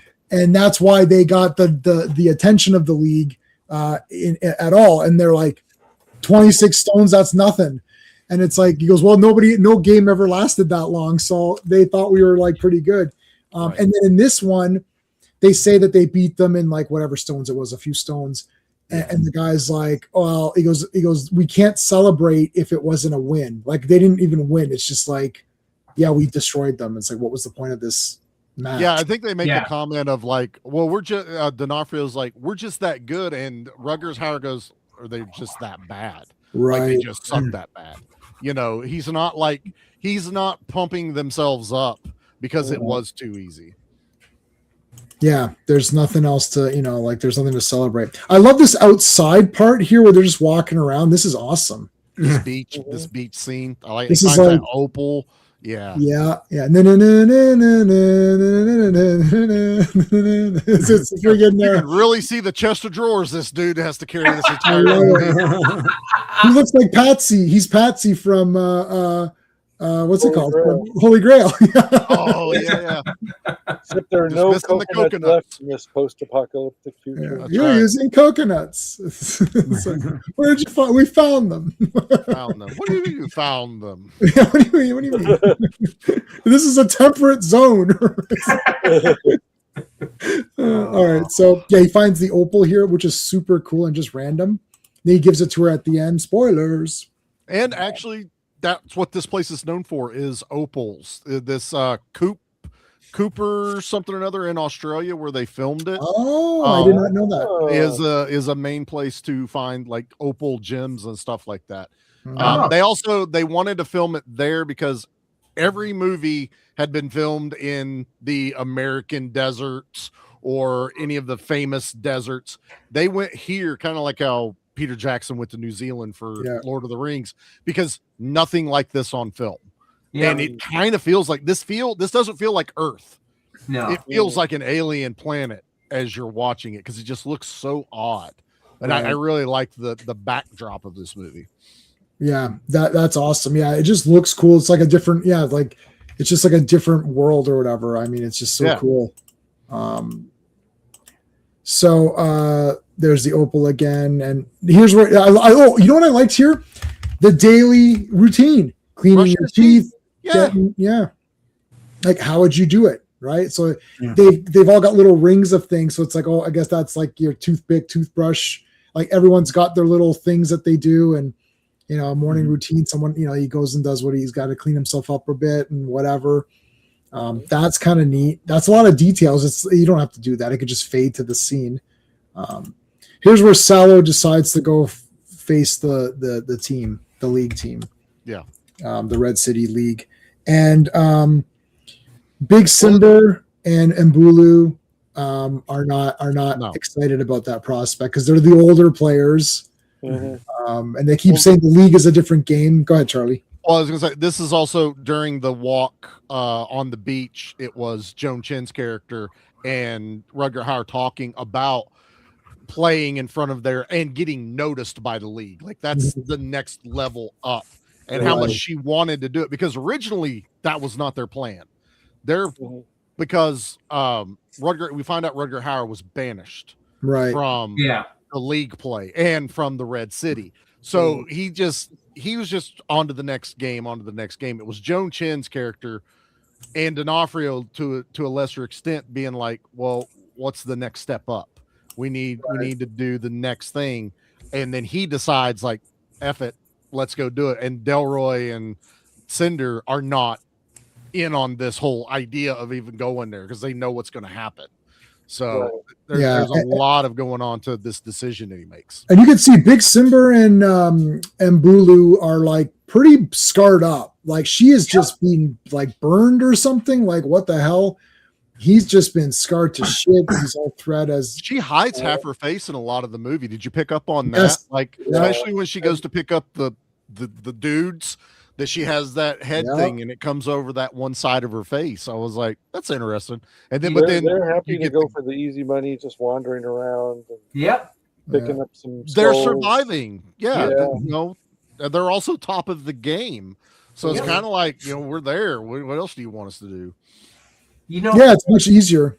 Big Simber was looks so different. I didn't recognize her as the poodle lady from Batman Returns. Yeah, I saw her and I'm like, I've seen you before, but it didn't click because she looks so radically different from that role and this role. Yeah, Anna Katarina. So she's in Next Gen. What else? Death of the Incredible Hulk. That is cool. Oh yeah. Omega Doom. Yeah. Omega Doom, yeah. Well, she was in the Pink Panther, the new ones with what's his face. So So this is between Sean and J-Man. Is a bad Rutger Hauer movie still better than most people's movies, or is there of course a bad Rutger Hauer movie that's like? Well, there isn't a bad Rutger Hauer movie, so that's the first part, and then to answer the second part is there because there is no bad Rutger. Except for Omega Doom. We should do the Rutger Hauer We should do the tournament of just the Rutger Hauer movies. Yeah, But you can't use Blade Runner. No Blade Runner. No Blade Runner. Blade Runner can't be in because that's not really a Rutger Hauer movie. That's Right. So I like that, but because you're already talking split second, so we already know Flesh what and Charlie's Blood going. Yeah. versus Lady Hawk versus Blind Fury, Yeah. all these. I think this would win for me, though. Out of all of those movies, this one is in my top 20, and the other You one. haven't I gotta seen watch Flesh and Blood. Get back to me when you've seen that one. This is just special Got it right because it's just special because I picked it out of thin air and I just had a feeling on it, and then I just got like, I don't know what happened. I'll tell you what, I'm about to reveal the now I'm pumped up part. Not yet, we're close. It's when we get to the elevator. This movie had unexpected dopamine for you. That's what happened. Yeah, I don't know. Like up till this point, I'm like, oh yeah, this movie's awesome because I was like, it's Dungeons and Dragons, and I immediately started writing out an RPG for it. I even have a 2-player chess style game, and I told Charlie what I told somebody what I wanted to do. You were just talking to me about it. Yeah, use nuts and bolts as the pieces, and you just have silver nuts and bolts and black nuts and bolts as the pieces that you move. So like the quick could be like, like a I don't know, like a washer or something, and then the skull could be a ball bearing, and you could put the ball bearing in the washer and move it around. So it's like you actually use the pieces as chess pieces to move around. So I started writing the rules up for it and what each player can do based on what they can do here. I've got the rules of the game because I bought the big edition of this. But just anyways, because I find it fascinating. What's the last brand new movie came out that made you feel this way? no, like- nothing. You're like- still getting feelings from movies that came out in the 80s. Yeah, which is They're why new to you now, but that's just how powerful these things are. I thought about that big time on this movie. I thought, like I just got so pumped that I ordered everything. I'm like, no, I need to, and I'm even upset that I didn't get the shirt version because there's a t-shirt version of this. Yeah, you don't because I did the t-shirt ones for Hardware and Dust I know. Devil, and even you didn't back those. So I didn't do that because I had a Hardware shirt anyways from before, but that was in my larger days. But so now, I don't have it. But I was like, I should have got the shirt on this because it's just so awesome. But yeah, I got everything on it, and I even went and found the original artwork at that museum, and I messaged the lady at the museum saying, hey, I see you have these pieces up for sale, and they're original from the director. The director gave it to the museum, and they're selling all of the designs for the costume designs. They're all one-offs. They're the original thing. So they've got Gonzo, which I might get. Like all of the big ones are either gone or super expensive that they're out of my price range. But Gonzo is there, and he looks cool because he's the red, and it says Gonzo, and it's I think it's like $240 US. That's not crazy. Yeah. That's the original piece. That's not crazy. Yeah, it's not. Now for me with shipping, it's probably going to be like $450 or something like that, right? So that's a lot for me. You're not paying for the artwork; you're paying for the shipping. Yeah, the shipping's going to cost just as much. Anyways, so it's just that I got I've watched a lot of new movies. I watch new movies, and I'm like, it's okay. And even if I like them, I don't get that excited about it. Where I'm like, wow, like I want to make a role playing. The last role playing game I started to make was that Robot Warrior or whatever it was, the one with James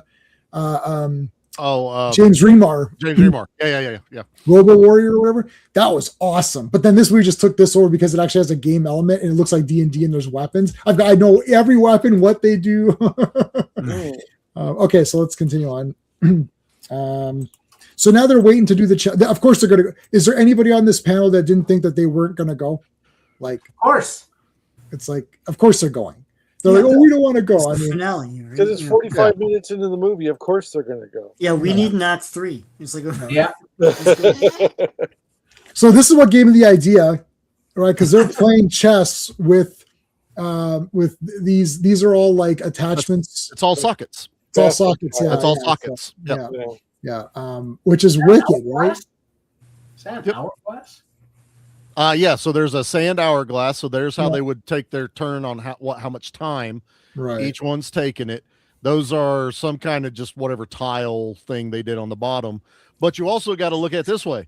Every piece of that, even though it's a game, is a utilitarian piece, something that they would need in this world. And you're not just carrying a game, it serves a function. Yeah, isn't it genius? Yeah, it's so cool the way they think. That's another thing I love about post-apocalyptic movies is you now have to think that way.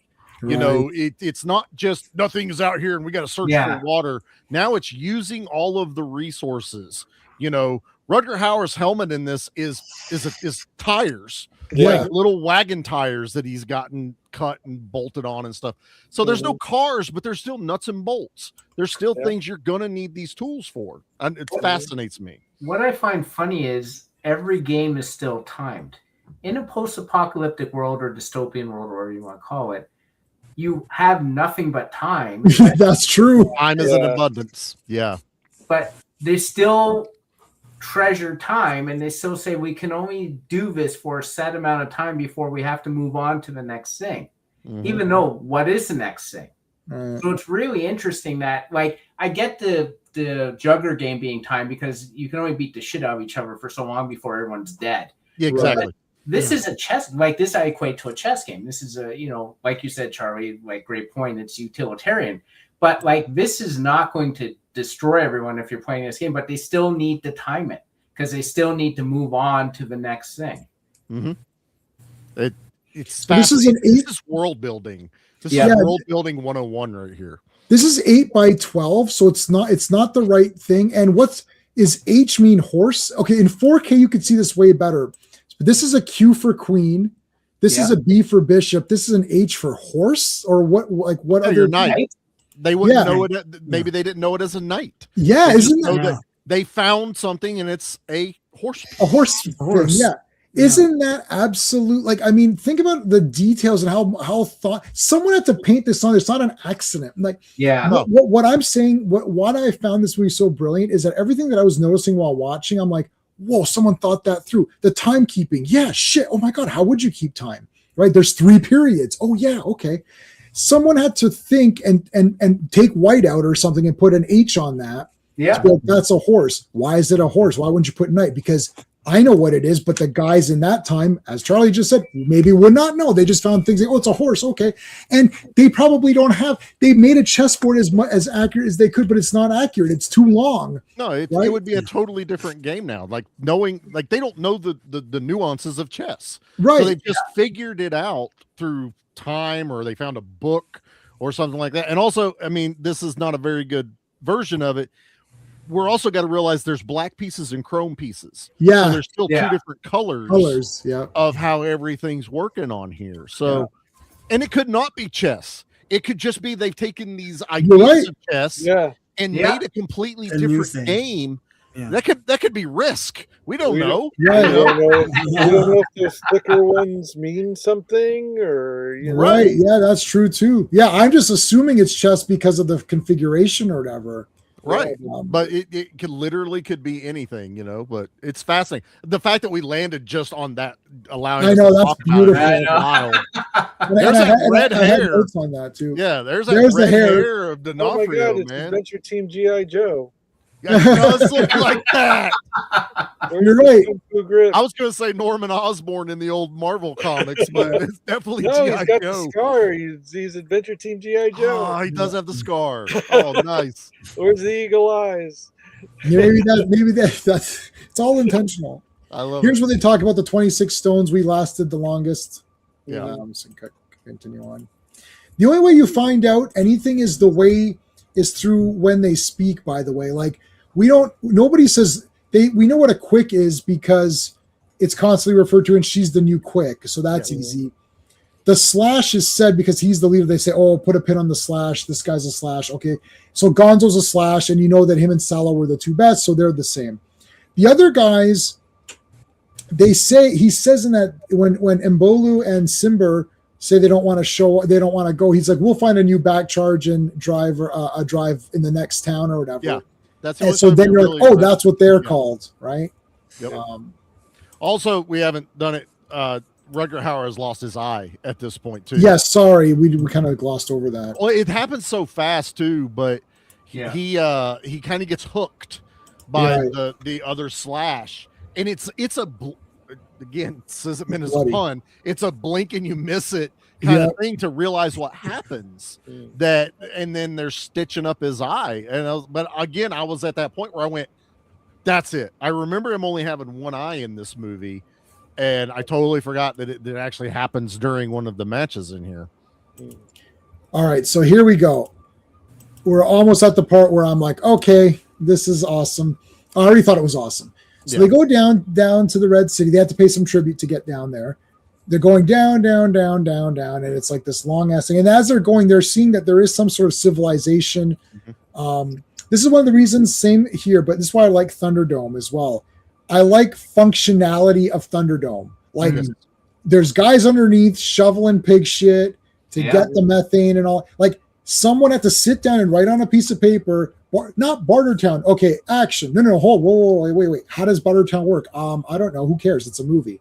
Right. No, it's not who cares, it's a movie.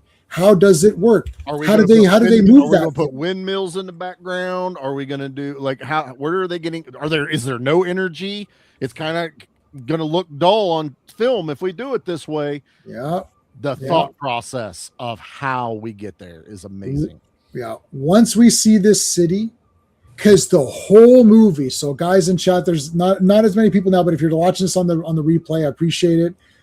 They're going, this entire 55 minutes has been, if you get to the league, it's super pumped up. It's awesome. The cities, don't F with the cities, the kings, the cities, boom. Yeah. You get there. It sucks. Yeah. They're eating bugs and shit. And you're like, but it's better than where you just were.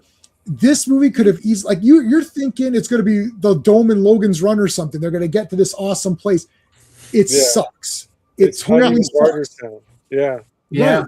It sucks. But you're underground, no longer exposed to the elements. Right. Like what they can control, your not costumes, your dress. So the overlords can dress nicer because you can control that. You can find good fabrics. You can find somebody. Yep. They have instruments. They have architecture and they can do painting. There is a part where that guy's painting and they're stepping on it, which we're going to get to. That was awesome. That was awesome. So there's that, but they're still eating bugs. They're putting, it's like it's a beautiful wafer, but they've got a roach on it. It's like, that's your protein, right? Like, and then Sean, what was it? They're eating that lizard salad or whatever. That's like crocodile salad or something. Well, they open up the back of a lizard and you can like take stuff from it. They're taking the meat out of the lizard. It's a monitor lizard. Well, I was wondering if that's what's in the lizard, or if they scooped out the guts of the lizard and they put like in there. Yeah, maybe they were feeding it with tongs, but also, they'll show it here in a little bit. Like everybody's just eating whatever, but they're eating. But they make a comment earlier that when Chong Chin's like, "These boys here look like they haven't eaten in 6 months," and Rutger Hauer goes, "They probably haven't." Yeah, and now, and now. There's literally food around them. Like there's some of those monitor lizards on sticks people are carrying around. Like there is abundance of stuff here. It's still not great, but it's better than up top. Yeah. That's when I knew that someone really cared about making. They're like, how would this actually for real work if it really was like this right now? And you're like, you're not eating awesome stuff. You're going to eat garbage, but at least you're eating. You've got meat. You can get stuff up there. They're eating whatever the hell they can. Like nothing, like everyone is sick or diseased and mutated. I had a thought about that, and they don't dwell on it. And they even it feels like they purposely left it ambiguous. They're called dog towns. Yeah. They play this game with the skull of a dog. Yep. So what's in abundance up there that they could potentially eat? Yeah. Like there's even a puppy. And yes. Think about it. Like, why do you have resources to keep a dog fed? Livestock. Yeah. And the skull's going to be used for the game. But the kids are playing with a puppy and it's all cute. And you're sitting there thinking, that's going to be the next ball. The first skull we see still has skin on it. Still had stuff on it because it looked very red. Because I was watching it and I was like, wait a minute, they changed the head because now it looks like the one they carry. No, it's covered in dirt and dust that stuck to it. So they eat dog up there. Yeah. And now there's a variety of things they can eat. We eat lizard down here. Right. I was stunned when I found out the city was underground because generally in these type of things, you get some sort of a, almost like a situation because they made it like, the rich and the poor, and the cities were the rich and the dog towns were the poor. I was thinking it would have, that majesty to it, like Tall buildings. Tall buildings and all that. Yeah. A lot of the time that's what happens when you get that, right? That the tall buildings are, quote unquote, closer to God. And, if you're underground, you're not. When we went underground, that's the exact opposite thing you think is going to happen. Yes. Right. Because you're like, well, now you're in the earth with the bugs, closer to this, closer to hell, I guess you could say, than heaven. And it's like, I was completely stunned when I found out that was the cities, because it totally went against the entire imagery I had in my mind about what I. And it's so far underground. You have to plan ahead, way ahead, if you're going to go up or down. It's like, might be next. Like is the elevator that slow, which it is slow, but it's extremely deep. Like the people trying to get on this elevator were disappointed because now they got to wait what feels like a day to get, because not only down, it's got to come back up. If you're claustrophobic, it's like if you're stuck underground like that, good luck. But it's like, to Steve's point, we see movies like Fury Road. He lives up on the top of the plateaus and the water is pumped up to him. Everyone lives under the dirt. Demolition Man, all of the scraps live under in the sewers. Everyone else lives up above. So it kind of breaks this picture we have in our head, expectation of it, and it kind of turns it. But it kind of still makes sense, because if you want, again, to Jay's world building, temperature is easier to control underground. Yeah. So you don't have freezing conditions. You don't have scorching conditions. It's actually more tepid, temperature controlled down there. Obviously, things are able to look at all the food hanging. Yeah, I was just trying to show you. Look at this crazy. It's everything. It looks humid as hell. It must smell. Yeah. Oh, it has to smell. They had fans though. They had fans everywhere. Yeah, big fans. There's the fan, but there's also they'll show it here in a little bit. Rutger Hauer sticks his head in running water. That is a luxury. They don't have. That was something else I was thinking. They don't dig on it, but you showed it when Delroy was like cleaning his teeth. There's this point where everyone's got like this dust on them. And I kept thinking of like desert animals, like mammals, clean themselves in the dust. That's how they keep themselves cool. That's how they keep themselves clean. That's what we would have to do as humans. Water is still scarce. Like he gives Dog Boy his share when they talk about they're going to leave him. It's a little bottle. It's nothing, right? It's nothing. And he's like, that's his share of water and food. So it's still scarce out there. Sand is coarse and gets into everything. Yeah. No, but Sean and I went to Burning Man, and it's crazy. It is anytime there's post-apocalyptic desert movies before you went to Burning Man, and then there's post-apocalyptic desert movies after you've gone to Burning Man. And we're like, so Sean and I have a very unique connection. Yeah. Anakin was right. Sand does get everywhere. You can't. It's true. Right? It is true. But like Burning Man, that's the whole thing. There's like a whole nother civilization out there. There's a whole different social circle that's happening out there that is not normal. It's normal to the human condition, but not to what we're used to. And we were in a sandstorm. Sean and I got caught in a sandstorm, and it's unbelievable. Like it's kind of awesome. You don't know how to breathe or, like we came in, and my entire nostrils, my entire hair was white. Mm-hmm. You went like this, and it's like sand. You're like, how can there be this much of it? And like your whole body was engulfed in it. You're like, wow, this is crazy. Yeah. After I was born, we moved. My dad was in the military, and he was stationed in White Sands, New Mexico. So we actually have some pictures, and Dad would talk about the times when sandstorms would just like right across them, because there's nothing out there to block it. Right, right. You're right.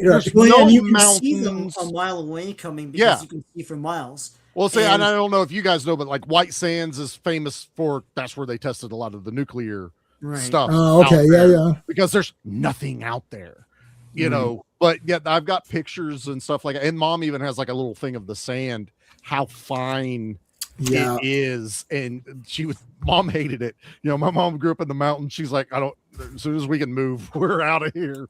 We went to Georgia was the next station, and then back home. Do you know what also you don't get with underground is light? Now, Well, that's the thing. No vitamin D. Yeah, when they're above ground, you at least can see how bad it is. Yeah. But down here in the dark, I find that like they're probably a lot less like open about what the conditions are. They probably don't understand how much better they have it because everything's in the freaking dark. Right? That's true. Yeah, but also look at like this picture here. Look how pale they are too. Yeah. That much further to be like they're not in the sunlight. Yeah, so generations of rich people. Right. Yeah. And so that's makeup because they're not. So if it's makeup, that means someone had to think about it to say, okay, hold on a second. These people are born in here. They're living their lives in here in luxury in quotes, air quotes. But they're pale. So someone thought of that. They didn't just say, let's film it and we're good to go. Yeah, we got the shots and, we're good. Let's put this out in the theater. Someone sat here and thought this all out. And I love that she says the blood of heroes here. She uses this as a thing, but she tastes the blood. She's like, I don't like easy challenges. I like the blood of heroes. Yeah. So which is better when she says blood of heroes or Deathstalker 2 blood when she says the title? Well, I know. I mean, the movie. Yeah, that is the name of the movie, but that wasn't the name of this movie. So no, but they didn't pull it out of thin air, which I like that it was actually a line in the movie. In the movie, yeah. And you did say that's hold on. You did say it, so I got to play it. Sorry. You gotta. I'll have my revenge, and Deathstalker 2.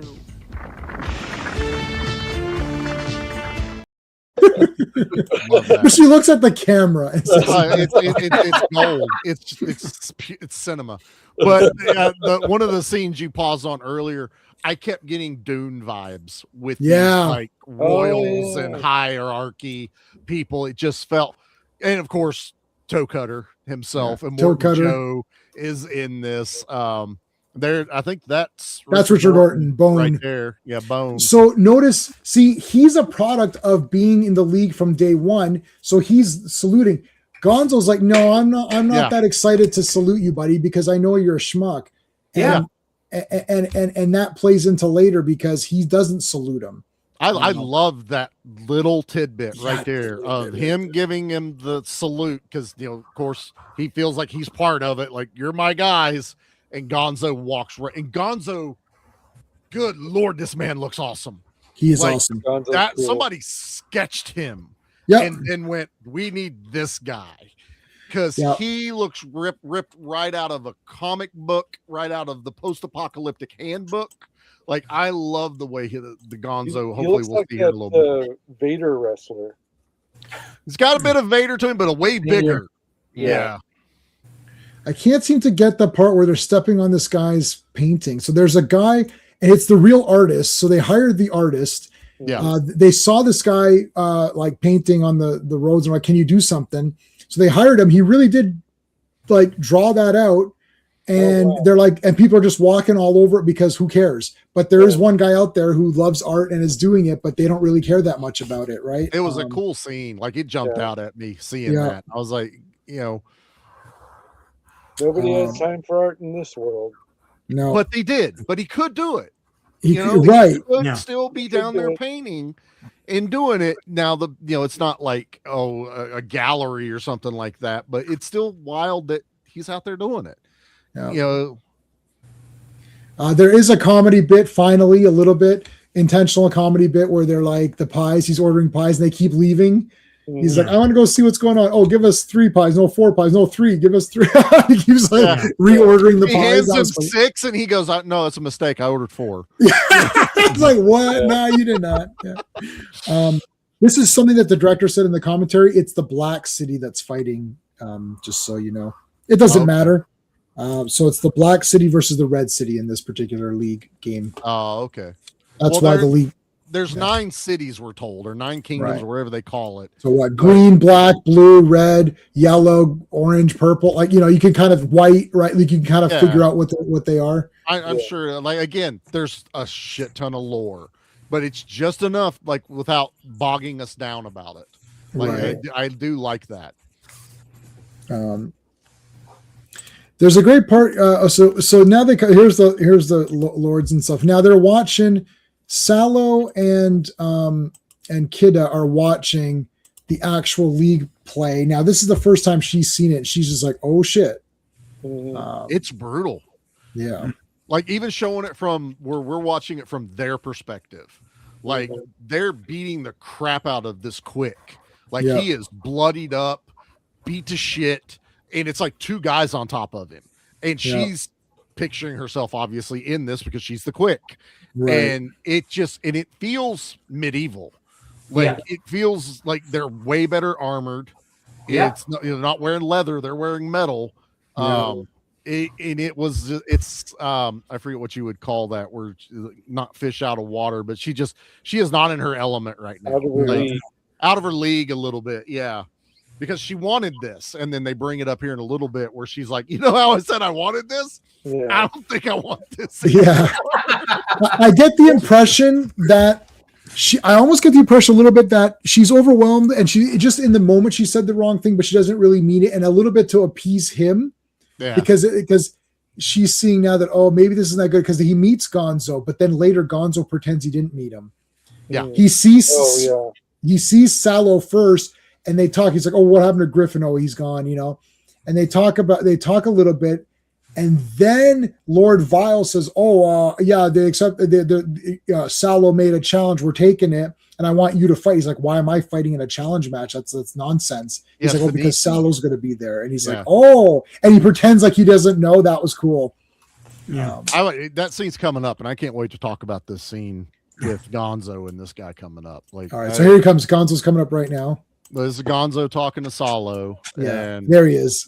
Got a good shot of him. Just so look at his weapon. There's nails sticking out of it. There's now an extra level of pain that can be inflicted we haven't seen in the upper games. Like he has plates in his head for a reason. Also, it's over his tattoo. I love it. And the tattoo's kind of sticking out underneath. Genius.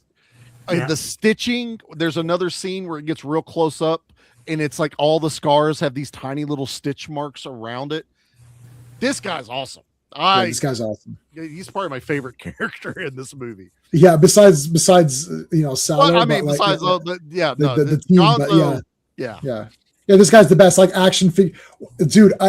Give this to me. There will be action figures. There's going to be role playing games. There's going to be kid version. I'm going to make the kid friendly games where it's like I'll make every version of this. My first Jugger.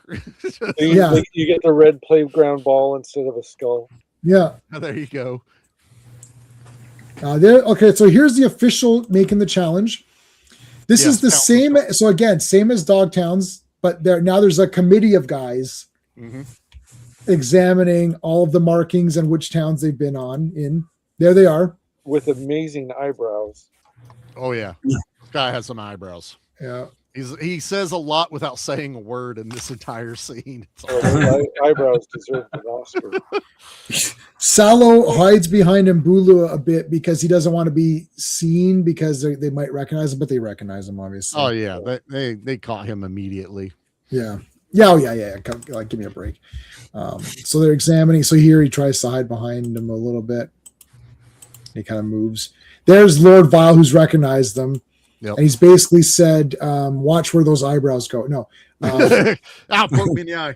Poke me in the eye. He says, no, he's like, we're going to accept this challenge. So there's not really any need to continue. They're just going to accept it. But anyways. Well, but they never told them. Yeah, they didn't tell them. Guessing, and I like that, Yeah. Because like Vincent, young guard here, Vincent D'Onofrio, starts talking shit. He's like, oh, Sallow had it all. But he went out to date that woman and make it all public, and then he lost it all. What an idiot. He was in the league, and but young guard doesn't understand. Like, again, he's just pumped up for this thing, and this is what he's been raised outside in the wasteland where these juggers come in and they get to party, they get money, they can have fun. And that's what Joan Chen has been raised on. She's literally like in the fields here with her parents. So these young guys are all pumped up for the promise of what this is going to be, but Right. like they can't wrap their head around how Rutger Hauer threw it all away, basically. right. Yeah, Is what they it comes just see down they're to. going to be rock stars, basically. Exactly. And this is that youth, the impetuousness of Vincent D'Onofrio's character. I want it now. Let's give it to me. I'm ready for it.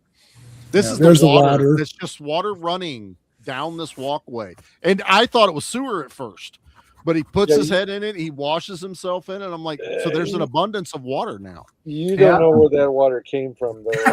I know everything that was up above, but to them, water is water, but to us, it's like, I don't know, man. I might get underground. That might be groundwater. That might be a spring. It just, who knows? I think somebody just flushed the toilet. I'll be honest with you. I want to say that because it's the city and because the finer things are in the city, if there's going to be any actual fresh water, it will be here, as opposed to that. This movie's called The Salute of the Jugger. Salute of the Jugger, also known as Blood of Heroes in the Americas. Song of the Jugger. Salute. Oh. Okay. That's why they're doing that thing. That's why the cover is the two guys doing the salute. It's literally Okay. The Predator handshake, but with your forearms. This is, and look how accurate Rutger Hauer's arm is. That's like super accurate right there. Yeah. Just to let you guys, I know this might come as a shock to you, but that's not Rutger Hauer's arm. It's actually my arm. They base it on my arm. It's Rutger Hauer's arm after he discovered there was porn on the internet. It's like it's crazy. Okay, here's where they talk a bit, and they're gonna they're doing the challenge. Yeah. I love this. There's like a dead guy here. They're panning up this wall, so this is so deep down that all of the sort of the hotel accommodations, these are the cheap hotel accommodations, which is you climb up the side of a wall and lay down on a hammock that's like nailed to the side of a wall and hope to hell you don't fall off of it. Yep. It's a Jugger hostel. But yeah, it's so they go, she obviously does the thing where she's like, pay for one, we'll save money, but it's so she can lay with him. But going up here, you see families, people cooking. There's a dead guy, two people making a new family as they go up and having a good time, and they've got a little bit of cover around their hovel, and they weren't directly off of the ladder, so they had to walk this ledge to get to where they were. It's insane. And then she goes right to the edge part, and I'm like, F that. Charlie don't do heights. I ain't staying there. But so again, if you have the 4K, so the four of us, Ross doesn't have the 4K, but the rest of us have the 4K. It looks, you can tell, it's very clear. You can see everything clearly. But anyway, they also keep mentioning that he's one eye from blind, which is funny, which is neat too. That's everyone is saying that. Gonzo is then asked, so he's told to accept the challenge. Oh, here's where he says, I like scars. Yeah. Here's like some of the art here. You could see there's like some I love architecture and stuff like that. She's They're playing music. It's such a striking change to go from where they are in this hovel, and now we're met with what is considered opulence in this world. Well, even in the post-apocalyptic future, rich people are going to be weirdos and all like eyes wide shut shit. Fucking white people, man. I don't know. It's all weird. Yeah, they just can't not be weird, eyes wide shut. Well, they need their opulence and they need their pageantry, right? It doesn't matter what's gone. This is again that what I said off the top. This is them trying to recreate the society that they came from with what they have. Exactly. Right. I love that, the idea of recreating what they think they should have. Yeah. This is where I really got into this. So we met Gonzo earlier, and Gonzo basically lives up to his name. He comes out bloodied. You can tell he has beat the shit out of people. He's got chains. He's talking to Rutger Hauer like, get the fuck out of here, basically. And you get to this, and this guy speaks with some of the best dictation I have heard. Like, you don't expect him to speak the way he does, especially to other royals, which you get Lord Vile comes talking to him. And I know this guy's a jugger and he lives a good life. He's still below Lord Vile. But this conversation I was like, oh, this is amazing. As the actor and as the character, it's such a flip to the way he looks, to how he sounds and how he reacts to this conversation they're having, where he's wanting him to take out Rutger Hauer's other eye, make him fully blind, and go ahead and take his legs. I don't want him to walk out of here again. And he is torn. He's like, you want me to what? Right. Like, that's not the game. What are you asking me basically to go out of my way to hurt him? And he's dealt this moral dilemma in it, and he sells it so well.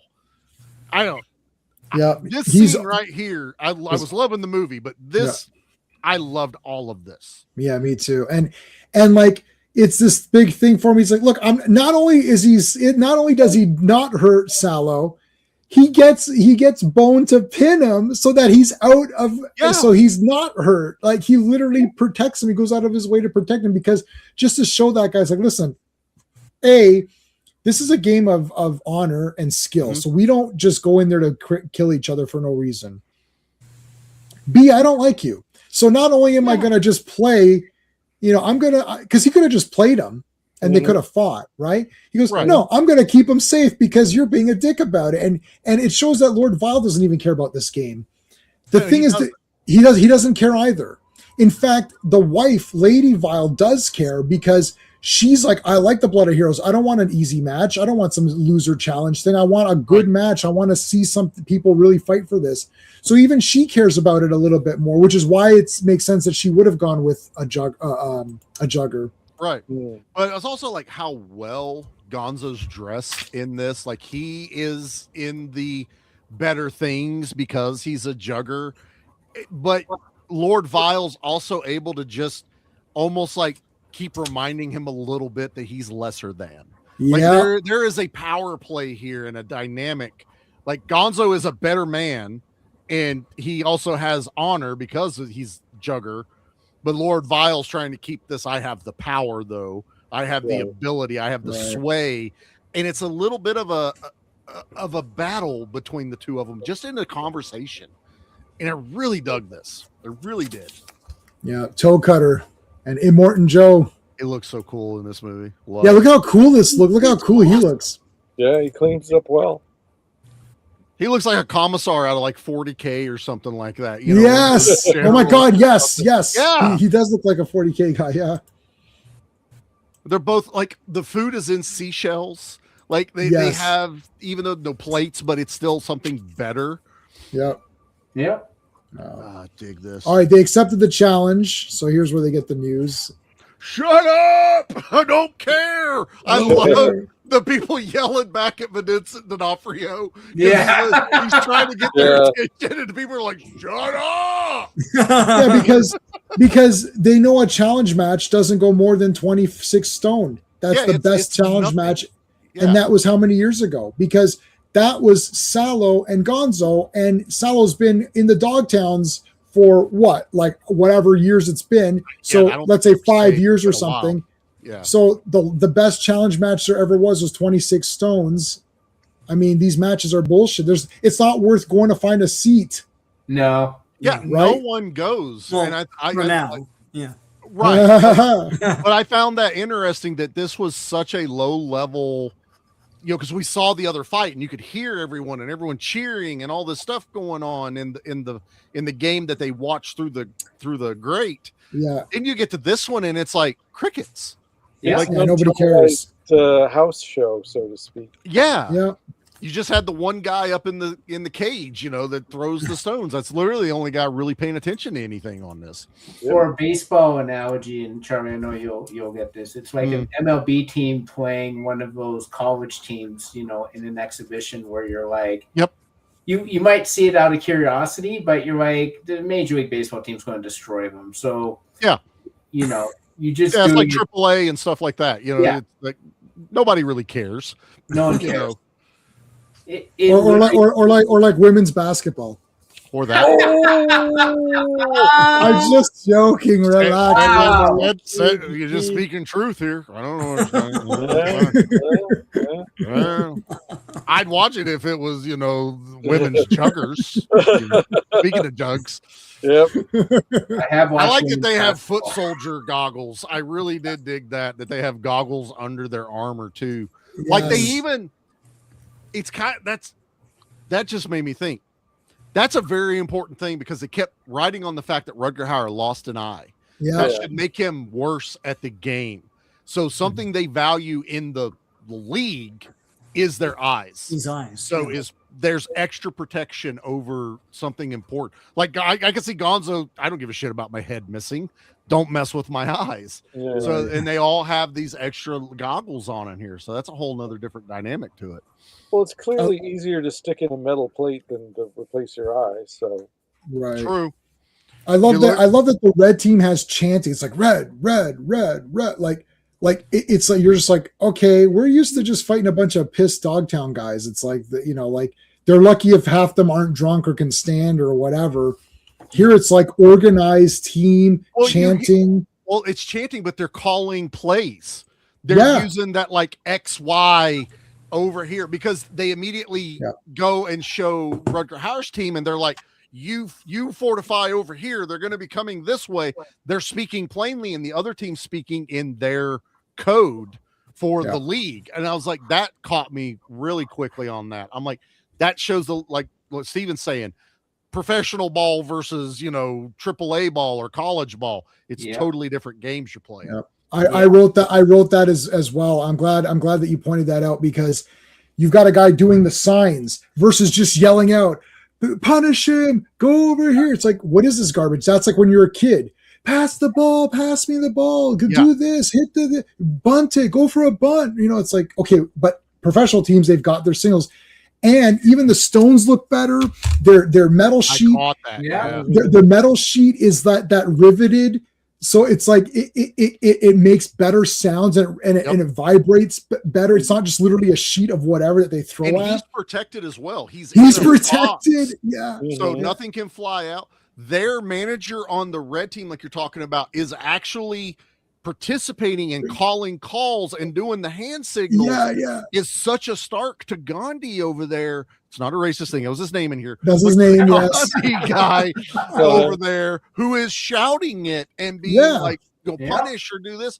There's such a stark, difference between the two plays. Yep.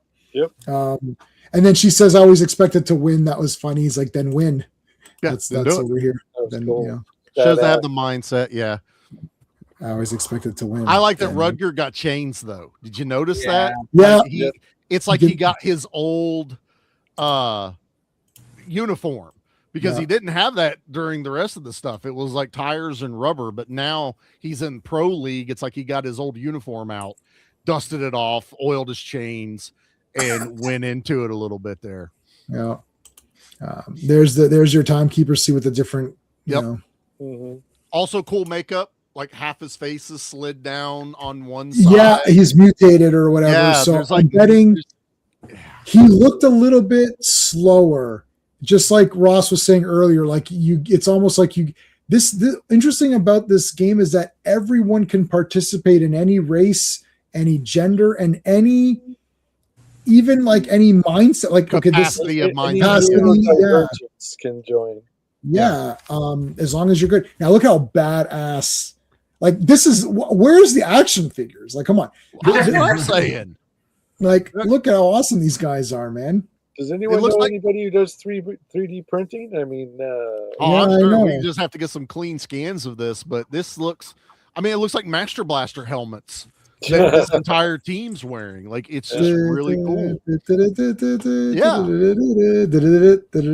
bit like Mask in a Mask. Yeah, it is Mask. It looks like Mask. Yeah, so there's Venom wearing one of the friggin' medieval looking things. So it's going to be hard to pause on certain moments. So we'll just explain what's going on. So the match starts. To anyone who hasn't seen this movie, And Gonzo was instructed by Lord Vile to take out Sallow and hurt him, blind him, break his legs. He doesn't. Instead, he gets his back charge, who's played by Richard Norton, to what they call pin, which basically just get him in a position where he can't move, and you're just like, if you move, I'll break your neck, so you're just stuck here now, or whatever. Right. So he takes Sallow out of the picture, and he's being protected. And now that the back charge has pinned him, the match continues. What's interesting, this is subverting your expectations in a story way that makes sense and doesn't piss you off, which is Sallow doesn't even participate in the first round at all. He's pretty much pinned a couple of stones in. You're like, oh, what the shit? He's not even going to fight. Yeah. So now you're like, oh man, it's like the B squad, because like they're not as good as he is. Big Simber gets absolutely demolished on her leg here. I don't know if I'm going to be able to show it. But she holds on. Like she literally holds on for dear life to Gonzo's leg. Like, no, you're not going to get. But you're talking like, so as we're watching this and we see Rutger Hauer get pinned down, and now it's like, oh, now we're watching the B team. The red team is literally the B team. Like, Gonzo was added purposefully, but they don't even put their first stringers. You're right. In this battle. I also think, which we'll get to it, is when they do basically get demolished and they bring in replacements. That's when they take it serious. And now it's like, oh shit, no, get our other people over here. Oh my God. Fill in the spots. Charlie, I never picked up on that till you just, you're right. Because Bone is the best guy on there. And then he's like, why are you doing this challenge match for? He's like, well, he goes, and then he's like, what is that? He goes, you want me to, and that's why Bone is asked to pin him, because he's the best guy they got besides Gonzo, who Gonzo can take out everybody else. And he's like, you want me to pin their Slash? Why? Is he good or something? It's like, just pin him, just shut your mouth, pin them. Okay. Then when they replaced everybody, like, okay, yeah, you're right. The red team used the, because they said that earlier. He's like, oh, it's a challenge match. I leave that for like the young guys, and it's not my business. You're not going to use your top talent in this just to see if they're good. Yeah, exactly. Yeah. Training. So then, and then Sallow does need to participate, because then he is needed, because now it's their best guys. Now it's their best guys out there. Oh, that's great. Now Gonzo's kind of made the point, and now he's like, okay, now you've made me look bad as a jugger because I caught 100 stones.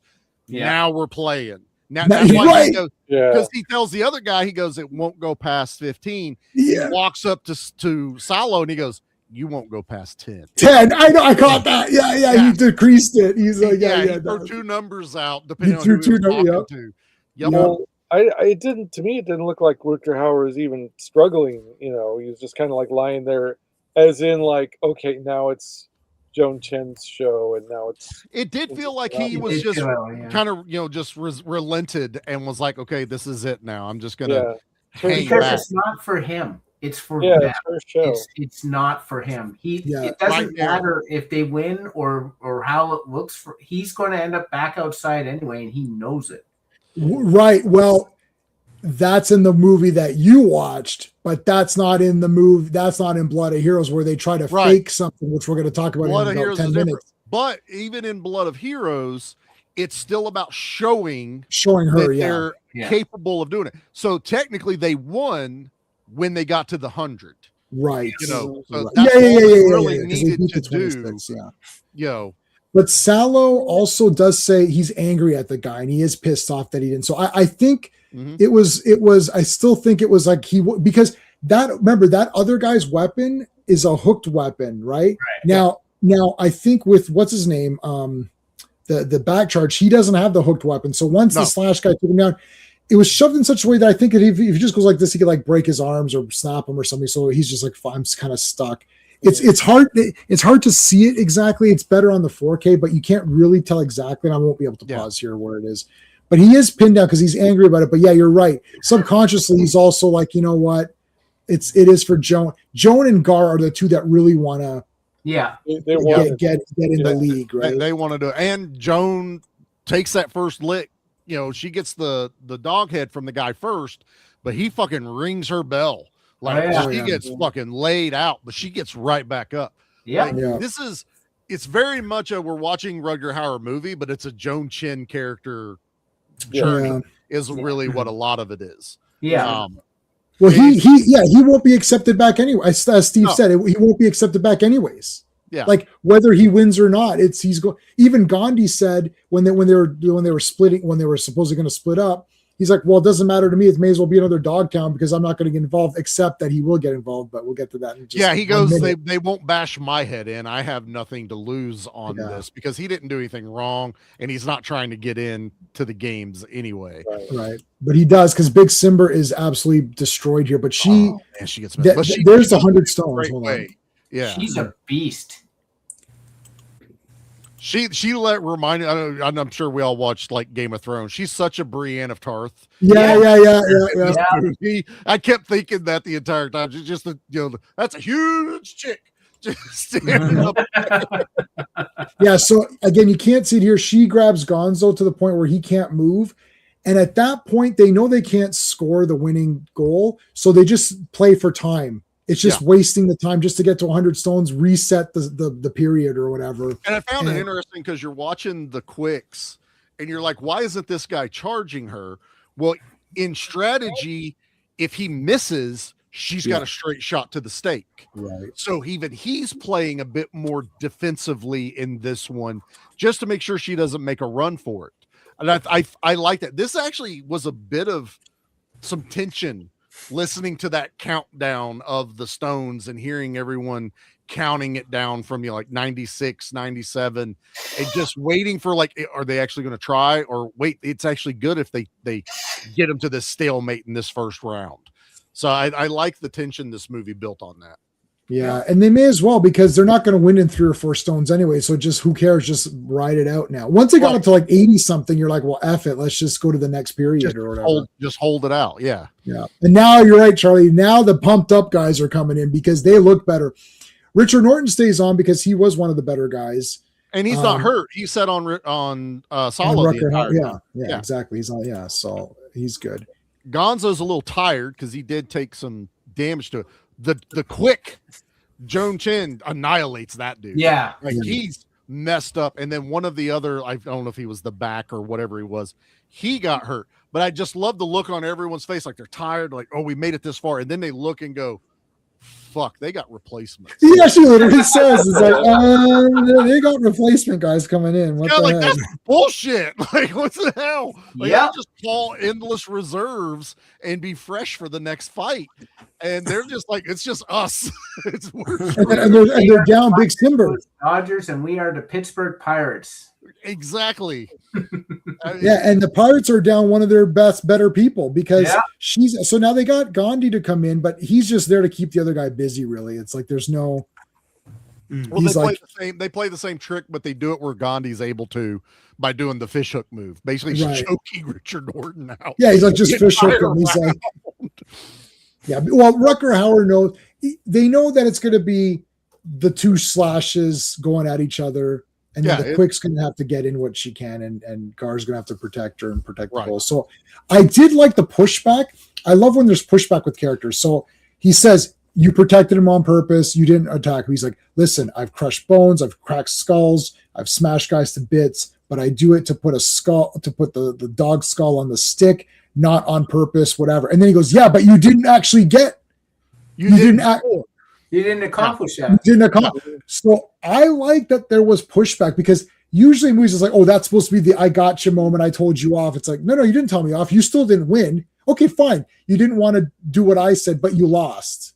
Right. So and that's where he remarks to him, like, then I'm going to do it. They'll not see past 15 or 20, whatever the first number he says. Yeah. Telling him. And and then he goes and he tells Salo, like, he drops the number even lower. Like, no, we're gonna play. You're old and slow now. You're gonna learn. I like that he gets that realization later where he's like, oh, he is the best player. He's like, I forgot you're always better than me. Yeah, I was liking that. So they win, and I love where he just walks slowly. Sorry, what were you gonna say, Charlie? I was just gonna say, in all reality, I got a feeling that Rutger Hauer and those guys did play more, like they would travel from town to town and play. These guys, it's kind of like waiting for the next season to start. Right. You know, how often are they actually playing these games against the other cities? So maybe they do get a little comfortable in their living, but Rutger Hauer's been out there just putting nose to grindstone and, grinding that XP, as J-Man put out earlier. Well, this is a D&D thing.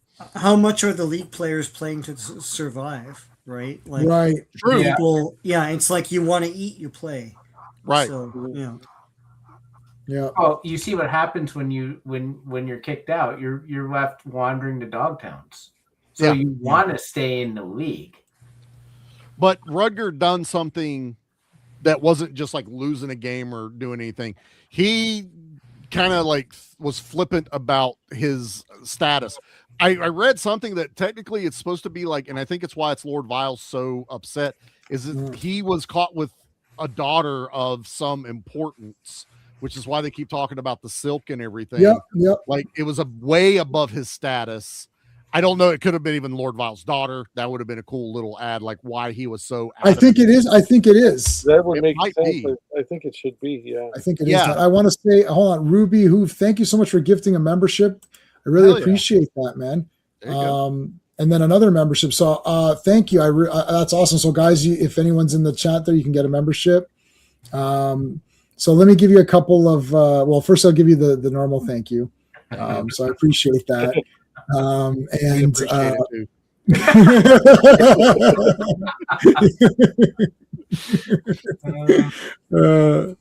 thank you. And I don't have a Jugger one, but so I'll give you the He-Man punch. There you go. Boom. Now you need the Jugger salute. You find a good clip of that and put it on there. I'm doing that in real life with people now. If next time Vincent D'Onofrio comes to one of these shows, I'm going to be, because he always, he signs Kingpin or Kingpin, or man, whenever you ate that bullet in Full Metal, man, Full Metal, I'm going to be like, for the photo, I'm going to be like, we got to do the Jugger salute, and he'll appreciate. He'll be like, he'll be like, yeah, that's a real movie right here. This is what I call a real. Well, no, Full Metal Jacket is definitely a real movie.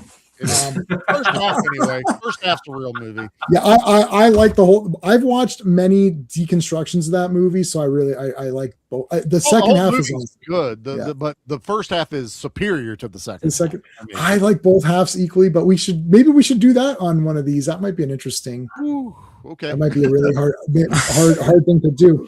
Rob Ager's already done like 100 hours on that, so I don't know what else we can add. It will be hard for me not to laugh through R.Lee Ermey's like entire speeches. Like I just cry with laughter. Right. I love here where he just stops counting the stones. Even the guy just stops because he's like, it's over. They're just gonna walk over and do it now. He actually stops throwing the stones and turns around before the thing's even done. And it's everyone has everyone in a perfect position. Right. They can't do anything. Right. D'Onofrio has the one guy in the corner with the chains whipping. Richard Norton's been fish hooked. Gonzo's been bloodied up bad. Like he had beat the shit out of him. And she outclassed their quick. Just handily outclassed them. And I love this where Rutger Hauer is just like, slow down, walk. Yeah. It's like absorb it. Like take it all in. Yeah, it's like WWE showmanship where it really much is. But here's where he turns around. This guy just stops. He's just like, okay, it's done. Like this is done now. Let's just And also, we haven't told, like when they got to 60 in the first match, this kid goes around the area yelling telling people, and people get excited. So there is a crowd watching this challenge fight that no one gave a shit about. And now people are cheering and chanting for this team to win. And this is where it's a sports movie. This is Rocky at the end. This is Mighty Ducks. This is everything that you expect in a sports drama. You'll build up all your adrenaline and just get you hyped. All this is right here in this movie. So there you go. And then he gives her the opal because she's got it later. So Big Simber and Salo are not accepted because she was injured and he won't, and he's been banished, so he'll never come back. Right. And Lord Vile basically says the best punishment is this awesome player who can win against league guys is going to be stuck playing Dogtown. So he gets like a sort of a moral victory. He wins. So He wins, yeah. Lord Vile still holds his status. He gets what he wants, which is to degenerate Salo even more. Yeah. And it's kind of, I do like that Delroy, I forget his name on here. Mbulu. He says, I've been invited, but if you pay attention, who invites him? It's the manager of the other team. So I'm wondering if he doesn't get to become like assistant manager, if that's a thing. Like, I noticed that too. I only noticed that on this viewing where I was paying attention. I was like, hey, yeah, the manager comes up and is like talking, and you can, I can't pause it here. It's impossible. No, it'd be insane to stop on it. But I really got to feel, because he's older, he's been hurt. He was not really going there to become league. I think he gets added to, whatever the coaching team or something, or I don't office team. I don't know how that all works, but she's now got the full red gear. Yep. On, and she's joined. Big Simber and Salo are seen leaving. She looks down. She's got the opal to remember him by. And if you back up 30 seconds, let me see. Or where it is. There. Oh, look at that! Perfect. Oh, you landed right on it. There you go. So back up again. There. That's them leaving. Back up again. Back up again. A little bit more. Little more. Little more. Little more. What is this, Blade Runner? Oh, right here. Because they do show this. This is where the American movie ends. Yes, the American movie ends right here. It'll end on a shot of Rutger Hauer right after her touching D'Onofrio's face. Yeah. It literally cuts to him, and he turns to the camera with Joan Chen beside him. Credits roll. Nothing and you don't even hear this dialogue. No, you just see it. She just touches him. Yeah. She doesn't put it on her face. She's just touching and moves her hand. Cuts to Rutger. Freeze frame. Credits. Yeah. I just want to make sure that's where the Blood of Heroes ends. Yeah, that's the end of the American Blood of Heroes. With the Blood of Heroes. And it's like and you might not even think that Rutger Hauer gets sent back. You might think, oh, he proved himself and he's good now. Yeah, he won. She won. The other dude lost. Yeah. Gonzo's been beaten. The other guy doesn't get his comeuppance on Rutger Hauer. So this is the American ending. Yeah. Everyone wins on a happy ending. Yeah. Like they all won. They're all going to get what they want. I don't like that ending at all. No, I don't either. The movie keeps going and it 180s. Yeah. 100%. I really do not like, even though I do like the campfire scene, but this ending, I cannot accept it. I agree. It doesn't make any sense to this story because Lord Vile does win. Salo's not coming back. Nope. You're done. You had your opportunity. It's finished. And they walk, and he's laughing basically. It's like, yeah, I got him. Like, what are you gonna do about it? She's in the same outfits that all the other, like right there. She's got the collar and everything on. She's cleaned up. She's slightly healed too. Yep. So there's been some time. So the question is, so she's been sleeping on silk sheets, no doubt. But obviously, the cost is she has to hang out with these pale, rich weirdos. Right. That's the other hand of it. Eat out of the back of a lizard. Yeah. But who's the happy one? Rutger Hauer looks pretty happy walking through the wasteland, just taking easy matches and being free as a bird. And, it's kind of like he got what he wanted because he was already doing it. Yeah, I mean, he's got the satisfaction of knowing he's still the best badass in town, or at least can work the best badass team. Yep. And now he's got easy money, just walking around the wasteland, going from chick to chick and winning easy games. That's some of the beauty of this ending. While it's not the happy ending that we got here, it's not the American happy ending. It's still technically a happy ending. She got what she wanted. D'Onofrio got what he wanted. And like you're saying, the way Joan Chen's looking, I give her like 6 months before she goes screw this crap and takes the elevator back up. That's always possible. Yeah. It really is. And the other thing is, Hauer now knows he can get back into the city. He's not really banished. Like, he's banished, but he's got an in. If he assembles another team, he can go and challenge again. That's true too. And he's got He is quick the best. What do you call him? Recruiter. Best of both worlds. Yeah. Well, he just goes out and looks for talent and brings it back, and then goes out and finds talent and brings it back. recruiter. Yeah. Yeah, recruiter, headhunter. You know, he's doing all. He's Clint Eastwood in that one movie where they go find the baseball players. You know, All right. Yeah. this guy that is playing the new Quick, I think, is part of the production team. Yep. Yeah. Threw him into it. Yeah. Play hard, you'll forget the fear. Right. I like that he's got the scar over his eye. No more bandana. It's like scarred over. So he's kind of back looking like he did at the beginning a little bit. Yeah. And then here comes these guys are crazy. Oh These my God. Oh, look how awesome that is. It's so Yeah. cool. Hopefully I can pause on the Predator guys. And Yeah. Oh, there's the Predator. Okay, so Ross, the thing is, the 4K Yeah.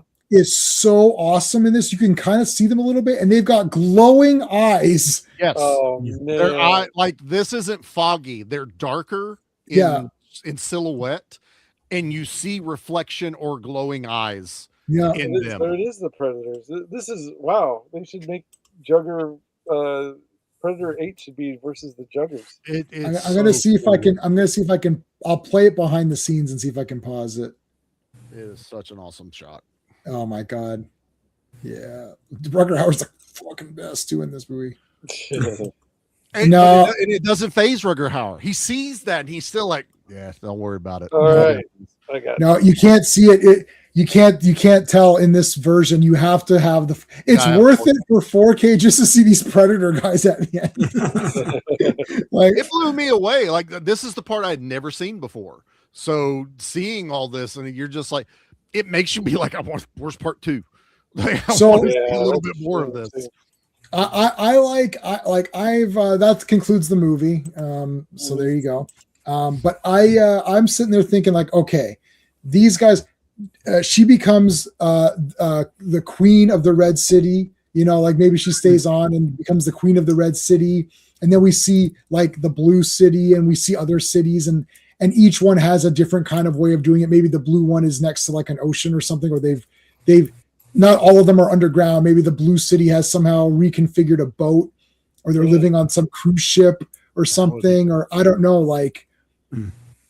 Yeah, You could like an underground one, an ocean one, A one that mountain does one. live, like what Steven said, they do live in higher areas. A mountain, a cave. Like there's ones that converted some caves. There's a mountaintop guys or something. Like That's a cool thought process, man. It's like this is you wouldn't think just this random post-apocalyptic action-esque movie has like Lord of the Rings type lore. Yeah, that see, you're this is- expecting out of it. yeah, this is what happens. And Sean and I talked about this sort of a lot, like just privately too. It's like it writes itself. It writes itself if you're excited about these kinds of movies and fantasy, and you can start to be like, oh yeah, okay, here's what we could do. We could do this and that. It's because you got a good foundation. You just need one. Like Star Wars, you just need Star Wars 77. I just call it Star Wars. You have Star Wars 77, which introduced enough little things that, whoa, we could really expand this. But if it never expanded, it'd still be a bloody awesome movie in the movie that you watch. Beginning, middle, and end, the guys win at the end. That's it. Same with this. If this got sequels, you could definitely expand it. If it didn't, it works anyways because it's got enough on there. I'd love to do Space Hunters, the other one that we always mention on these. I'd love to have done, like as a kid, I'm like, That this would've is been like awesome. goddamn awesome. Where I could do Space Hunter forever, because now he's got a team of guys. He can continue on.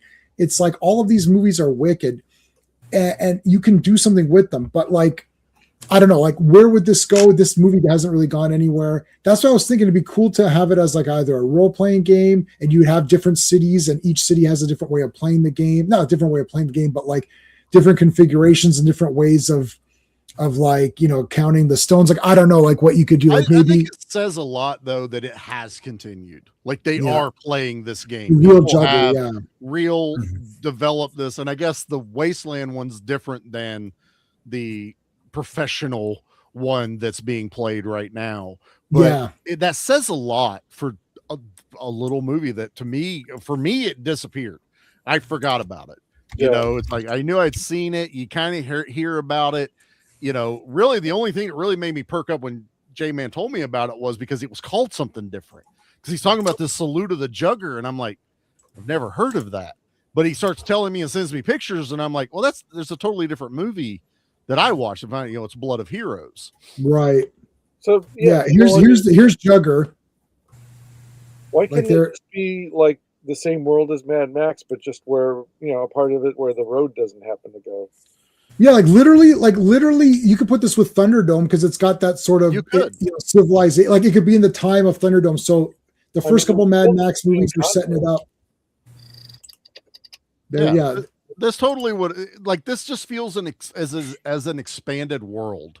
It's supposed to be our world later, but if you picture like Mad Max 1 happens, which is right before the big bombs, then Road Warrior happens, then Thunderdome happens, which is a little bit later. Give it another 10 years and society shifted a little bit more, and now we're getting into people developing this game of the Juggers. Rutger Hauer's a kid, and now it's another 20 years past, and now we're in the if you did a timeline, that's kind of the way I would see it, is this happened and this happened and this happened. It's a multiverse of apocalyptic movies. There's the Wasteland War. So there's one on the West Coast, there's one on the East Coast that they do. I've always wanted to go to this. You have to dress as Wasteland, even if you don't play. Right. To be part of this is you have to come dressed as a Wasteland. So Sean and I went to the Thunderdome in Burning Man, and it was exactly this. Yeah, it was Thunderdome. It was exactly Thunderdome. And what they were trying to do when they did the East Coast one was they took from Fury Road, where they were trying to find the green place, because over here mountains thing, they were trying to make it where it would still be wasteland, but you are in that green place. So you'd have the desert, which is West Coast, and then the East Coast was going to be the green place. So they build this world in the wasteland community, which is pretty awesome.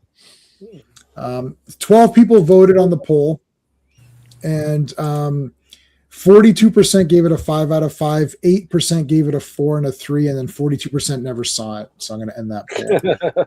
That's fair. Honestly, that's good. That's good scores. That's true. Yeah. Well, I mean, if you're giving it less than 3 out of 5, you can go F yourself.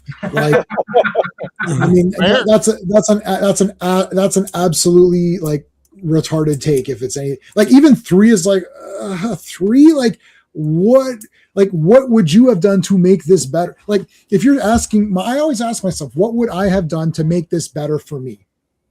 Right?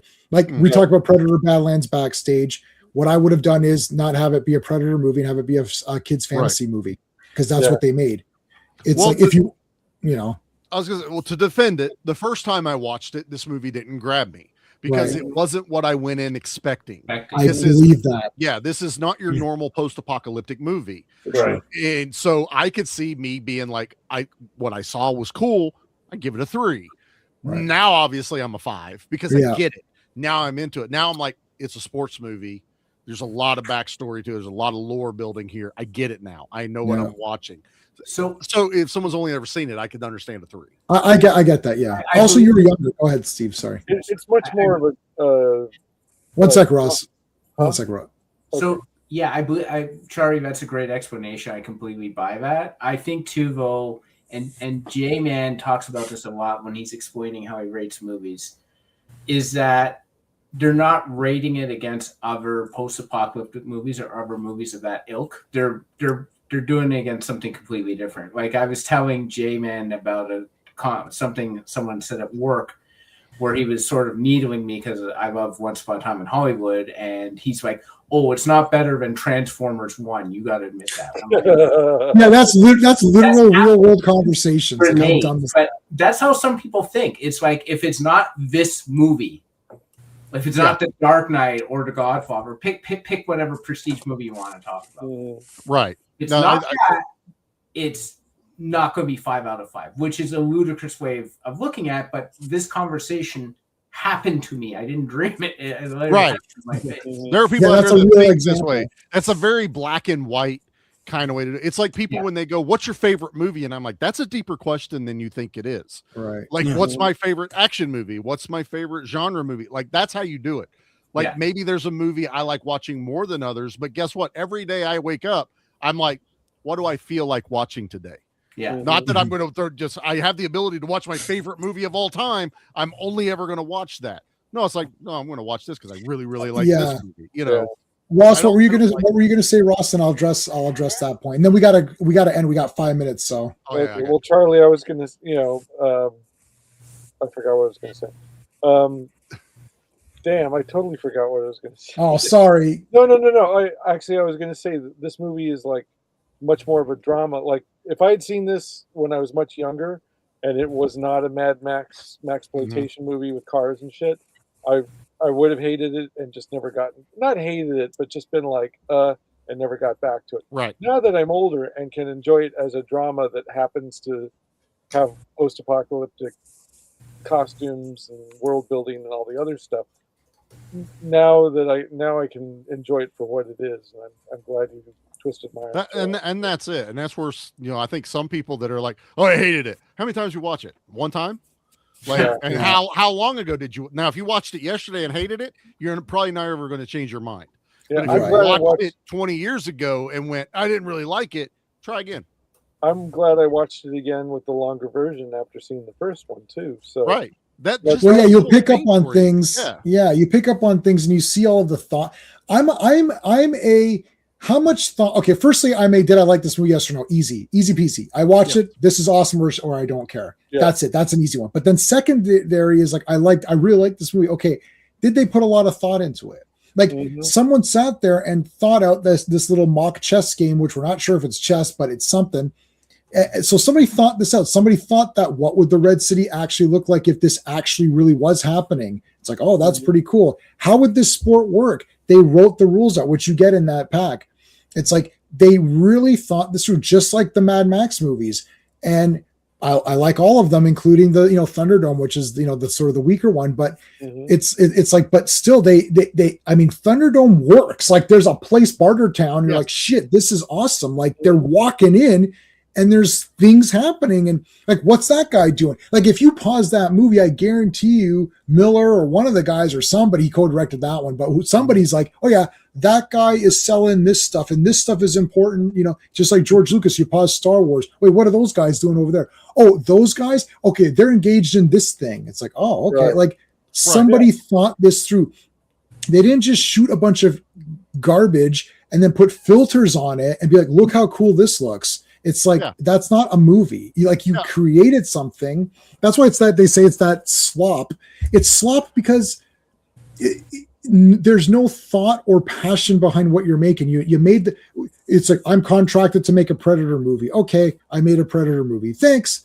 Did you do anything extra? There's some CGI monsters. Looks really cool. Yeah, and that's it's like, it looks cool. Okay, so it's not 0 out of 10. Maybe it's a 5 out of 10. Yeah, but what happened to RoboCop, where someone sat there and said, let's have funny commercials? Okay, no, hold on a second.